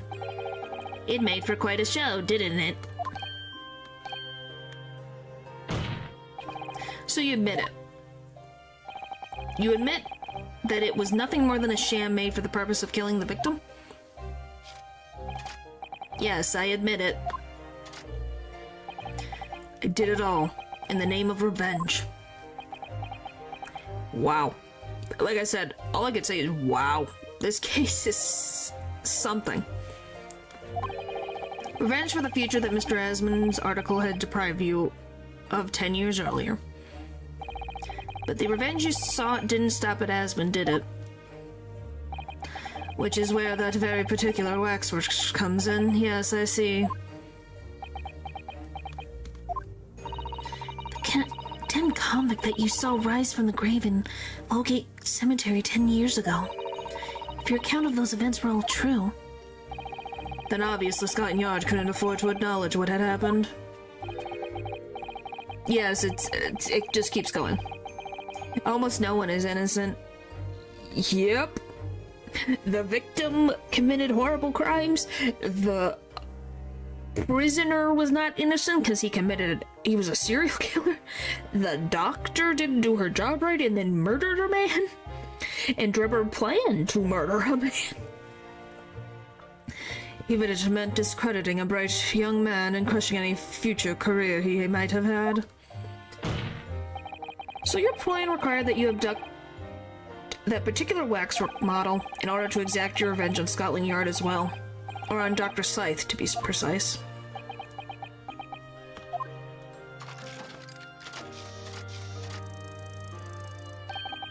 It was a year ago. By some extraordinary twist of fate, Asmund turned up at my workshop. He didn't remember who I was, of course. He just wanted to employ my services as an engineer. And he happened to have a paper with him. An article on the front page caught my eye. About the coroner who handled the bogus autopsy being appointed head of a new forensics team. When I learned that news, my cognitive processes started to devise the plan. What a horrible tale. He robbed me of my future, so I wanted to use the man's own wiles against him for revenge. And have that rotten Scotland Yard eat out of my hand at the same time. I wanted them all to suffer the same humiliation I had to suffer. They really love doing this, Scully. Yeah, isn't it beautiful? I think it's one of the best ones I can do. Your actions against those who'd ruin your future were justified as revenge, at least to yourself. Certainly, no one has the right to destroy another's prospects, especially for purely selfish gain. And yet, in carrying out your plan, you did exactly that to someone else, didn't you? Kinda worked, too. Yeah. Did I? Professor Hairbrain's only crime was passion for his hypothesis. You had no compunction about sacrificing his future to effect your revenge. You knew that he would be forever branded a failure and a fraud. No, I'm not a robot at all. No, thank you. I can't do that voice forever. Perhaps life treated you unfairly 10 years ago, and others' misconduct left your life in tatters. But remember this. Your own actions resulted in the exact same thing for another perfectly innocent young man. He's right.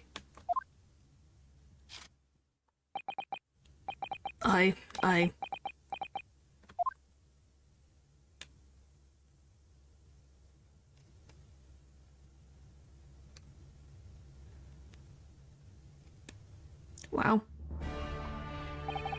Lord Van Zeeks, what of Dr. Scythe? An immediate warrant for her arrest has been granted, and she's been reprimanded in custody. My lord, I presume she will face trial in the coming days alongside Mr. Drebber. A most regrettable situation indeed. She made great contributions to her profession over the years. It's really a hard truth to swallow. However, that is a topic for some future occasion. For now, Professor Hairbrain. Yes? It seems there's a great deal more to your experiment than you realized. However, I think we can assume now that all the sordid details have been brought to light. This has been a very long and profound trial, but I'm very pleased to say you're absolved of all guilt. Yay! This whole experience has taught me a very great but painful lesson. This dedicated scientist, this devotee of natural philosophy. I've been selfish and self-centered, and above all, a fool. Professor? I've spent my life thinking of nothing but my research. Misguidedly believing that I could do whatever I set my mind to despite my lack of talent. And the worst of it is, in the process, I've caused others pain and misery. Others who are far, far greater people than I. No, Professor, that is not true. What?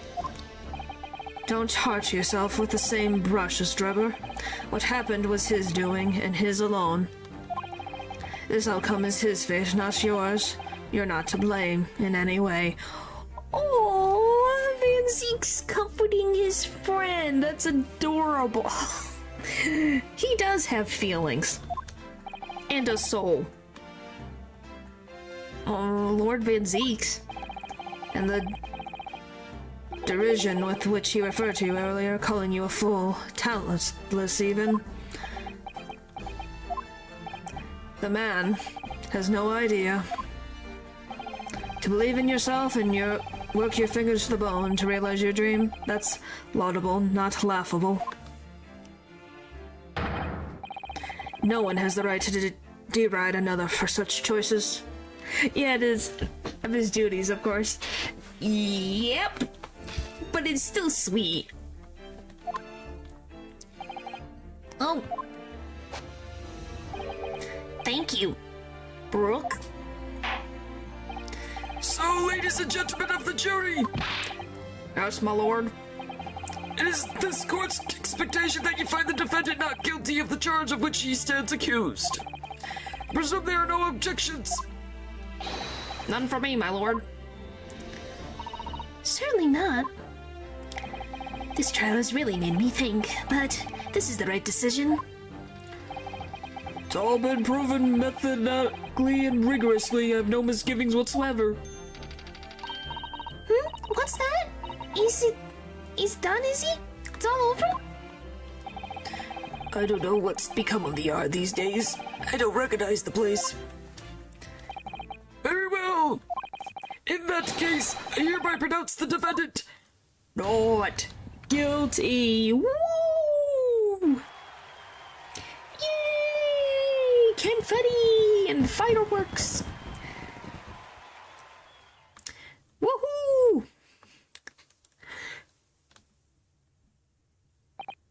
Court is adjourned. We did it! I think there's one more case out of this. I think this is case 4. And I click that. I wanted this. No, it's case 3. Wow, so we had 2 more cases to go. Wow. This felt like a 4th case. It's over. That was some trial. You don't say. 24th of October, 4:33 p.m. The Old Bailey Defendant's Antechamber. After Ace Attorney Elden Ring. Do you know how many Ace Attorneys I have to go through? I have Apollo Justice, Dual Destinies,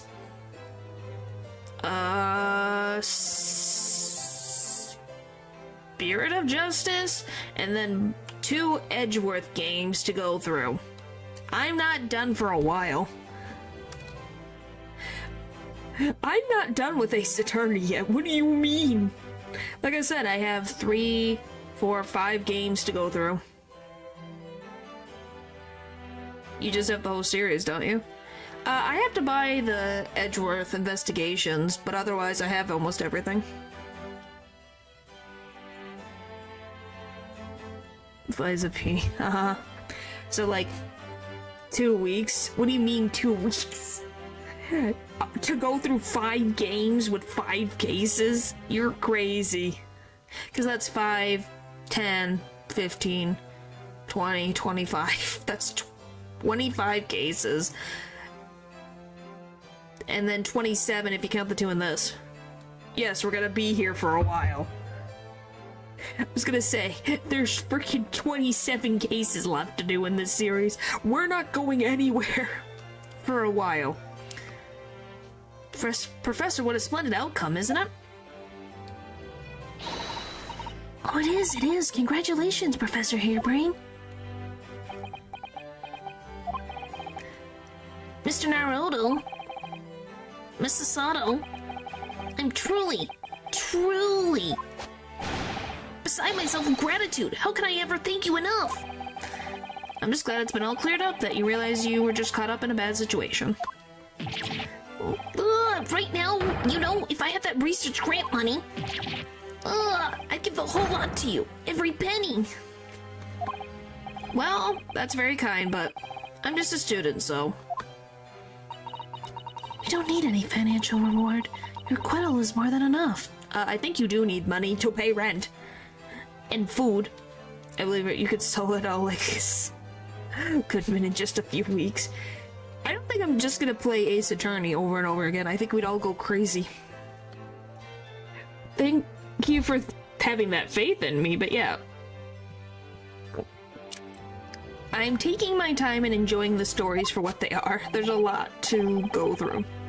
Oh dear, what can I do? Aha! How about this as a memento? The paper about my hypothesis is inside. Well, just as a memento then. Thank you. Yeah, I don't think I'd have a voice. I've been wondering, Professor. What are you gonna do now? Oh my, yes! What am I going to do?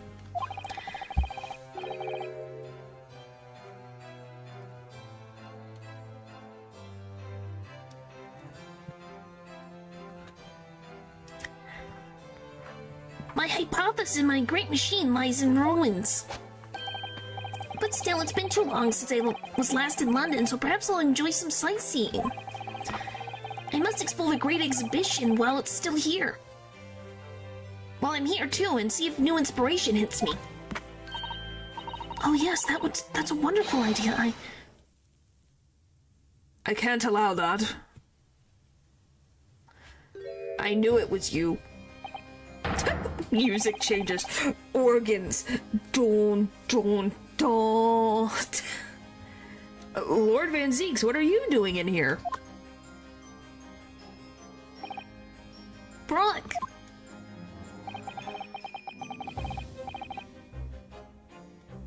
What in the world just happened? What is happening? Are you guys seeing this? What the frick is going on? Did you guys see what happened with the chat? Or was that only on my side? That was terrifying. What the frick was that? Was I the only one who saw that? Val's messages kept existing and de-existing at the same time. Like, the messages kept popping up and disappearing. That, you know, because I timed him out. That's never happened before. What the frick? Sorry that you had to go through that, Albert. Well, if I'm honest, it was terrifying. Maybe? You were like a great demon behind your bench there, snarling down on your prey. Anyway, they definitely are a funny duo, that's for sure. You're one of the few true friends I have. Aww. That's so sweet. Can we all agree that this is sweet? That Van Zeeks really does have a heart. It's very sweet to see. I still can't believe these two somehow met in college and got along, and he didn't drive Van Zeeks insane. OBS I'd like that one time we ended up with chat lagging. Maybe! That's probably what it is. I couldn't leave it to anybody else to handle the prosecution or the defense. I guess. He also smiled too. Yes, he did. Sorry? Or the defense. Did I just hear that right? I always knew that you had my best interests at heart, don't worry. How about you show me around while I'm here in town? It's been a long time since we left university. We have a lot to catch up on. Yeah, isn't that the closest he's got to a smile? Listen, Albert. In a few days, your acquittal will be made official. When that happens, you must head straight to Dover. I'll accompany you. What?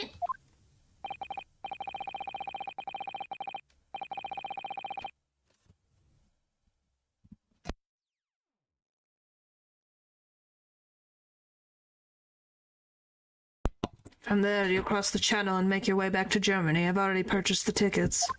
But no, hold on a minute, Brooke. What about the great exhibition? This is a chance of a lifetime for me. I want to look around.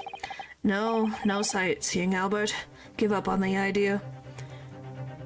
What? Why? Ugh. Sometimes it's hard to see any warmth in those eyes, Brooke. Lord Van Zeeks.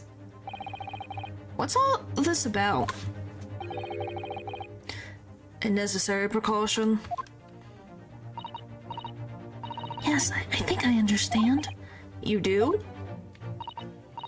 Well, Iris told me that when you met Lord Van Zeeks at his office some days ago, he asked how Mr. Natsume was doing. Oh, is it because of the Curse of the Reaper thing?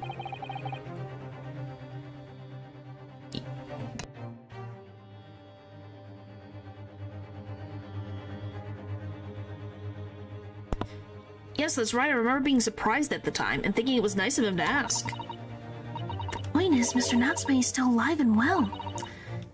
Even though. It's been more than 6 months now since he stood trial with the Reaper as the prosecutor. You mean the Reaper's influence doesn't stretch overseas? Those in the Reaper's sights meet their end days or sometime months after their acquittal. That's been the pattern up till now. Of course, we know that both Mr. Natsume and Gino were completely innocent.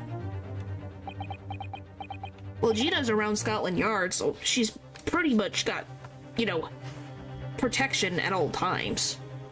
True. And perhaps that governs the Reaper's actions. The truly innocent are spared. But I don't want to take any chances with a close personal friend. Oh, you said close personal friend. That's... Golly, we're seeing a whole new side to him. It's great. But... Brooke... Like the mustache Nipponese, this man should leave the country without delay. That's why I'm packing him off to Germany at once. Right. Does your friend-shaped package get any say in it?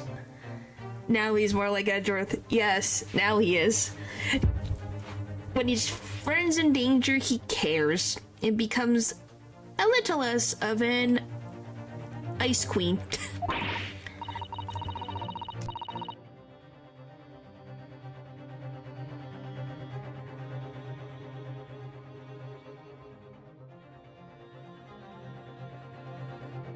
Goodness, was this your intention all along then, Lord Van Seeks? In court, where people think of him as the Reaper, this man seems absolutely merciless. And yet... sometimes, I feel as though I don't understand him at all. It's time to go, Albert. Back to the prison for the time being. Yes, alright. Well then, Mr. Naruto. Thank you so much for everything. Not at all, Professor. It was a pleasure getting to know you.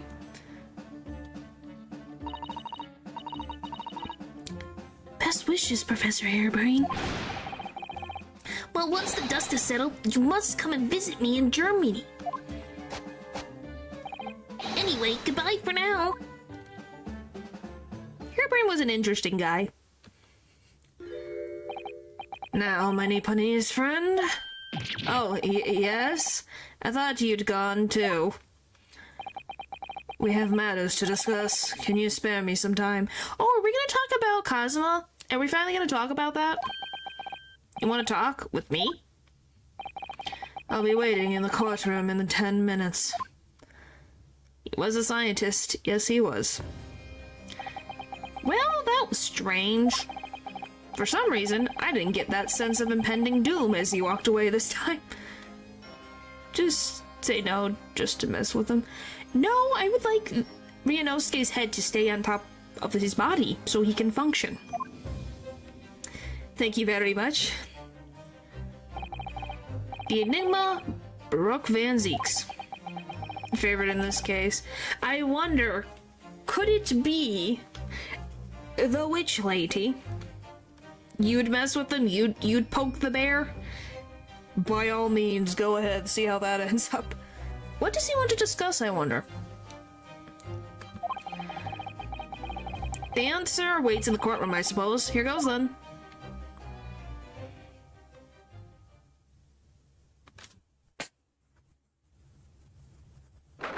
'24th of October, 4:58 p.m. The Old Bailey courtroom. Anytime. What the frick?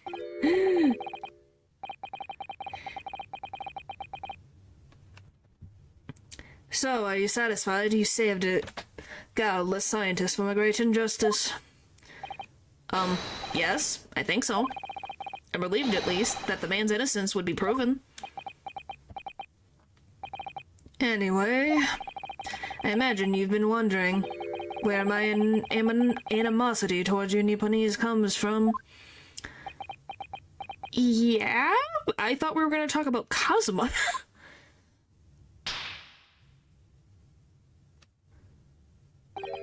Well, at first I thought you just didn't like me. I imagine you saw me as a pretentious child from an unimportant land who had no business being here. Wow. How very thought-provoking, Ryunosuke.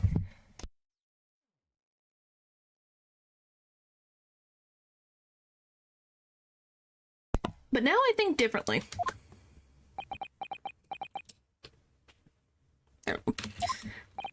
You clearly know our ways, so I would guess that some specific incident led to your thorough dislike of my race. Will you tell me what happened, please? The professor. I thought I'd never hear that name in this courtroom again, to be honest. Are you gonna tell me that the professor was a Japanese man?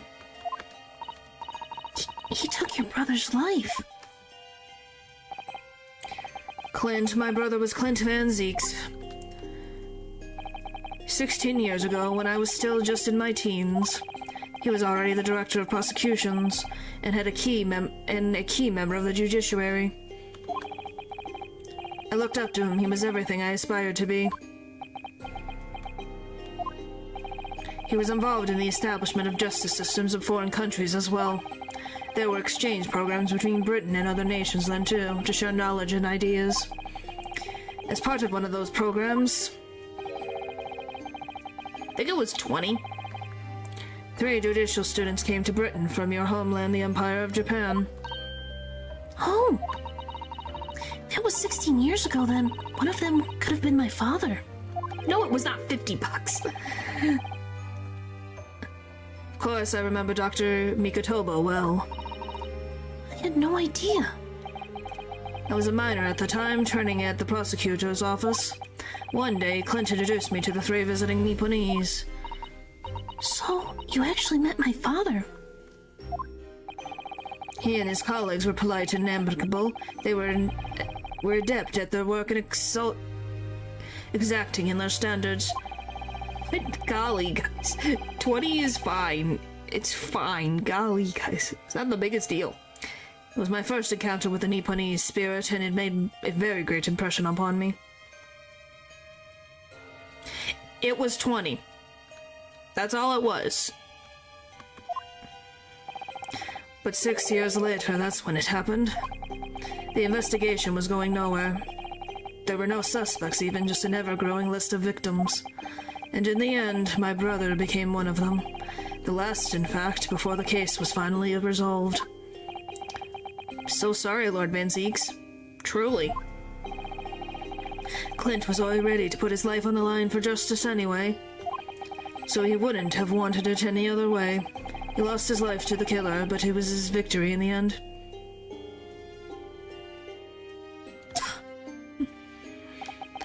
For me, personally, though, it was a great loss. Found myself in a very dark place indeed. When I finally found out the killer's identity, the reason why no one had been able to catch the man sooner ceased to be such a mystery. Was the professor one of the Japanese people? He'd been hiding in plain sight all the time. In plain sight? Are you aware of political events 10 years ago? Nope. It was a period of extremely sensitive diplomacy between the British and Japanese empires. Oh, it's just like the frickin' annoying lady from the first case of the game. A new treaty was being forged, I think. Correct. The Anglo-Japanese Treaty of Friendship and Navigation was being concluded. The leaders of both countries were deep in extensive political discussions. Which is why this particular killer's appearance in court was conducted as a closed trial. If the British public had known the identity of the killer, not only would the treaty have been in jeopardy, but our 2 nations could have very well ended up at war. Wow. What? A war between Britain and Japan? But that would mean... Oh my, you mean to say that the professor was... Assumingly a Japanese man. Explain! When the trial reached its conclusion earlier, Oh my I thought gosh. to myself, yes, it's time. He's talking. Time for you to come face to face with this hideous monster. Did you guys expect that? I did not.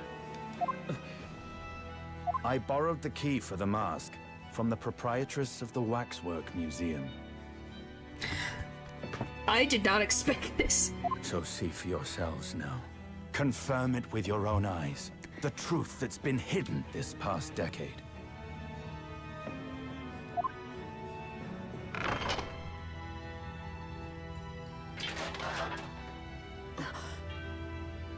It's a Japanese man, I think. That's the professor? Yes, that's him. Until now, the thought never even crossed my mind. That the mass murderer, whose crimes shook Britain as never before, was Japanese. Wow. Wait a minute. That face. You know him?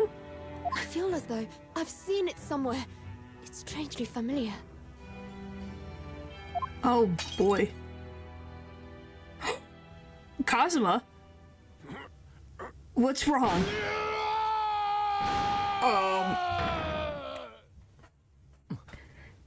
Buddy? That's nice. Yes, they've always had it. Are you okay, Kazuma?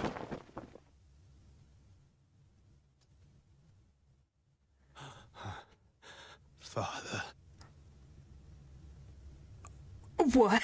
Wait. I knew his dad was connected to him. That was a big thing. I didn't know his dad was the professor. What? Really? What? Father? I'm in shock.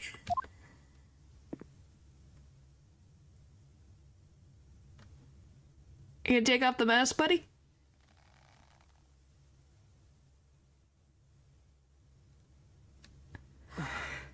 And there we go.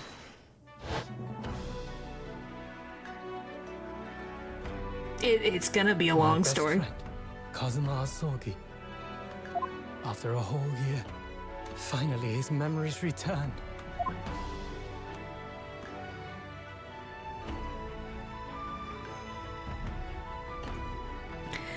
As he stood there before me, I'm gonna tear up, man.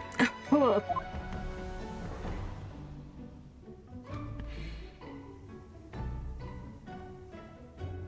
Ryunosuke.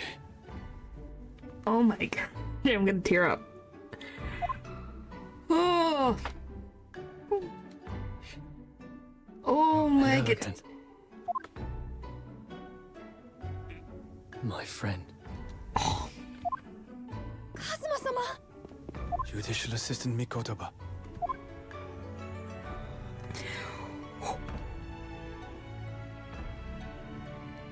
It's been a very long road.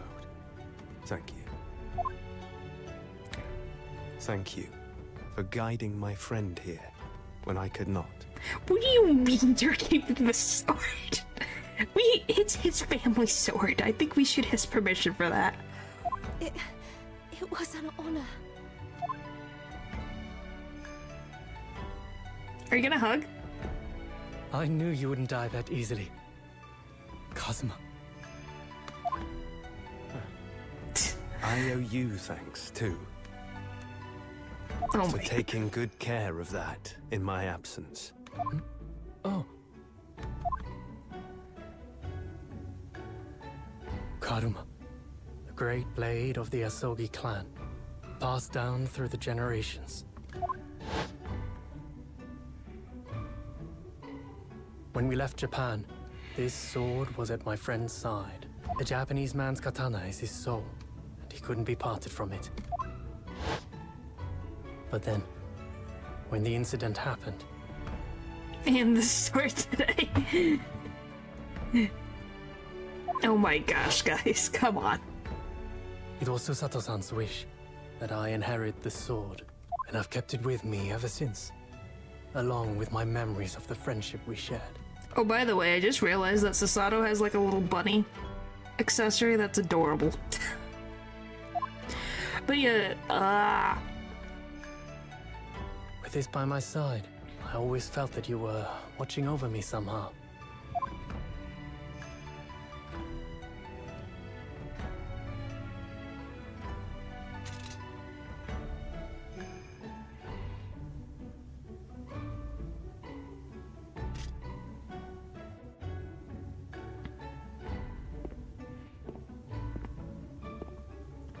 I've made it. At last. Father. yeah, I think there's a lot of baggage that we're gonna deal with in the future. I can feel it. Are you saying... Surely not. You mean, you knew all this time? I'm looking at it, but I still can't believe it. This mass murderer is Kazuma's father. I'm more confused on why he committed these crimes. Why did he become a serial killer? Since apparently he was really good at his job as a lawyer. He's shaking.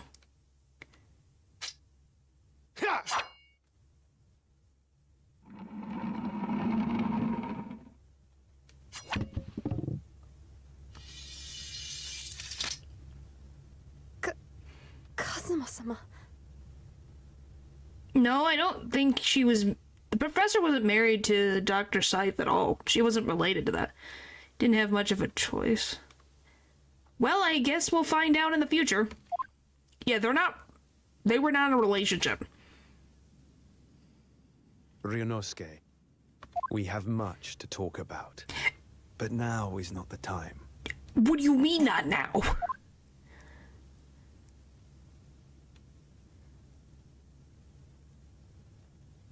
I'll be seeing you.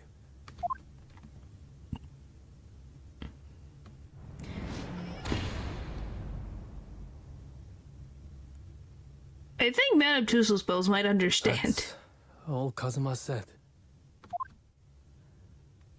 Before he turned and left us there, in the courtroom. That was but GF, my gosh. So he's the living after image of the man who took my brother's life, is he? Yes, Kazuma Osugoi, my best friend. 3 months ago, when Lord Strongheart introduced us, I had an inkling there was something there, some connection. But why did Lord Strongheart do that? Why did he make Kazuma Lord Van Zeek's apprentice? And when he suffered amnesia, too? The man was apprehended, even executed, but his legacy just won't die. That's the sad truth. Okay, here's the thing. The guy committed a serial killer that committed a lot of murders, but you can't blame the child for the father's mistakes. Like, come on. Anyway, that's all I had to say.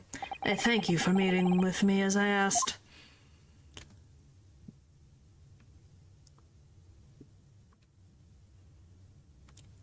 Yeah, what does everyone have to say about this? Besides the sword. 10 years ago, my grandmother took me to the railway station. We were there to meet my father from the train. For me, it was the first time I'd ever seen him. People back then did crueler things for less reasons. Which is sad. Poor Sato-san, all of this is tied up with painful memories for her, too. She never talked about this with me before, though. Like, when you saw it for the first time, did you expect Kazuma's dad to be the professor?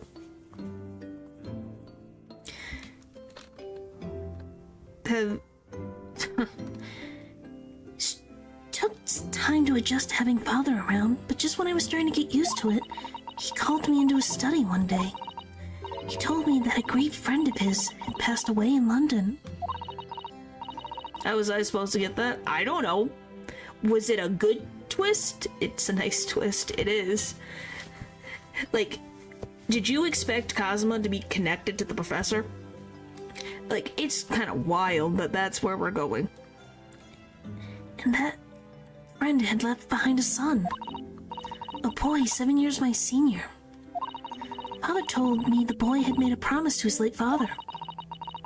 But it's a nice one. Yeah, so it made me look into the lore. Yeah, it's very interesting.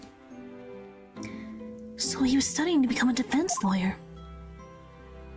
So why did he promise his dad? But as a reveal? Yeah, it's more of a reveal than a twist.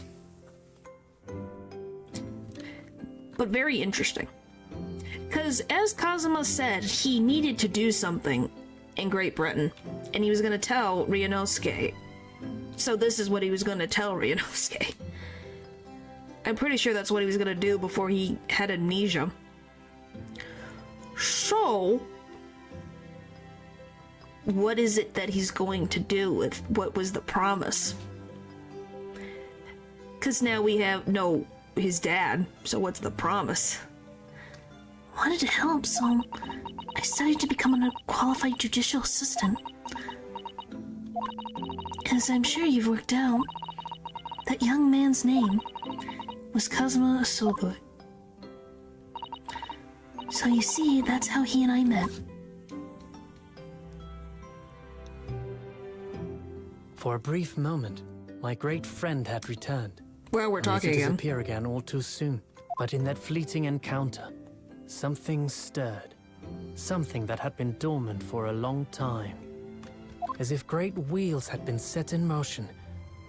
I could almost hear them creaking into life. Oh boy. In some ways, it was the end of a chapter. But in many, it was the start of a new one. Probably a very scary chapter.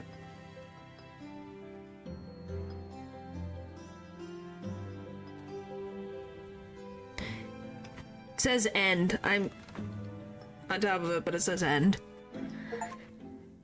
The demasking. Well, episode 4, The Twisted Karma and His Last Bow. Why does it have a Herlock on the front? Look at that. It's got Herlock's image.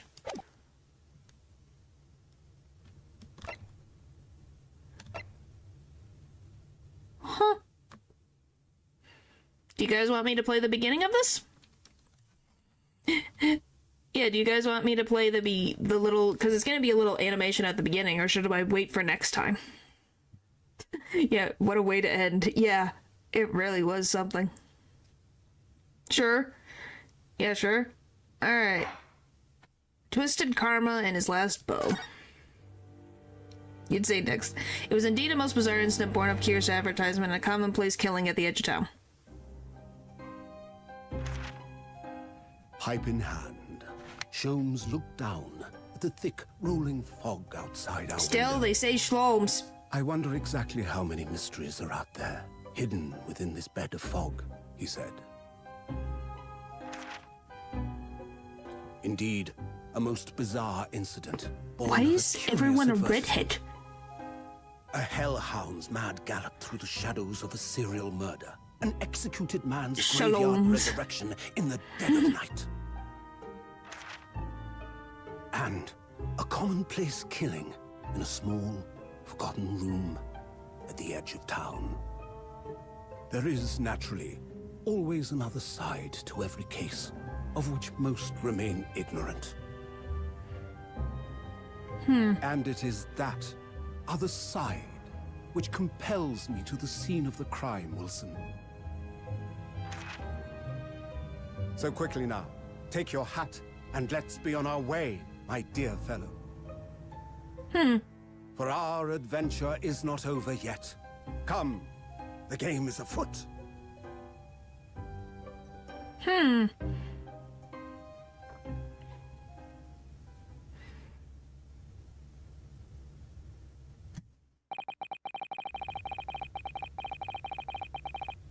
Alright. That's where we'll leave it. Investigation part 1. Like I said, Shlomes is on here. Everyone else is Kazuma. So that's a little interesting. So yeah. We've definitely, like, it is, what the we're at a hotel. I think that's where we're going. We're in a hotel, apparently. Alright. Well, this was interesting. I'm excited to see where the cases go. Yeah, the opening stuff changes the background, depending on where you are. It's very cool. Alright. Thank you guys for watching the stream. And I will see you guys next time. Bye!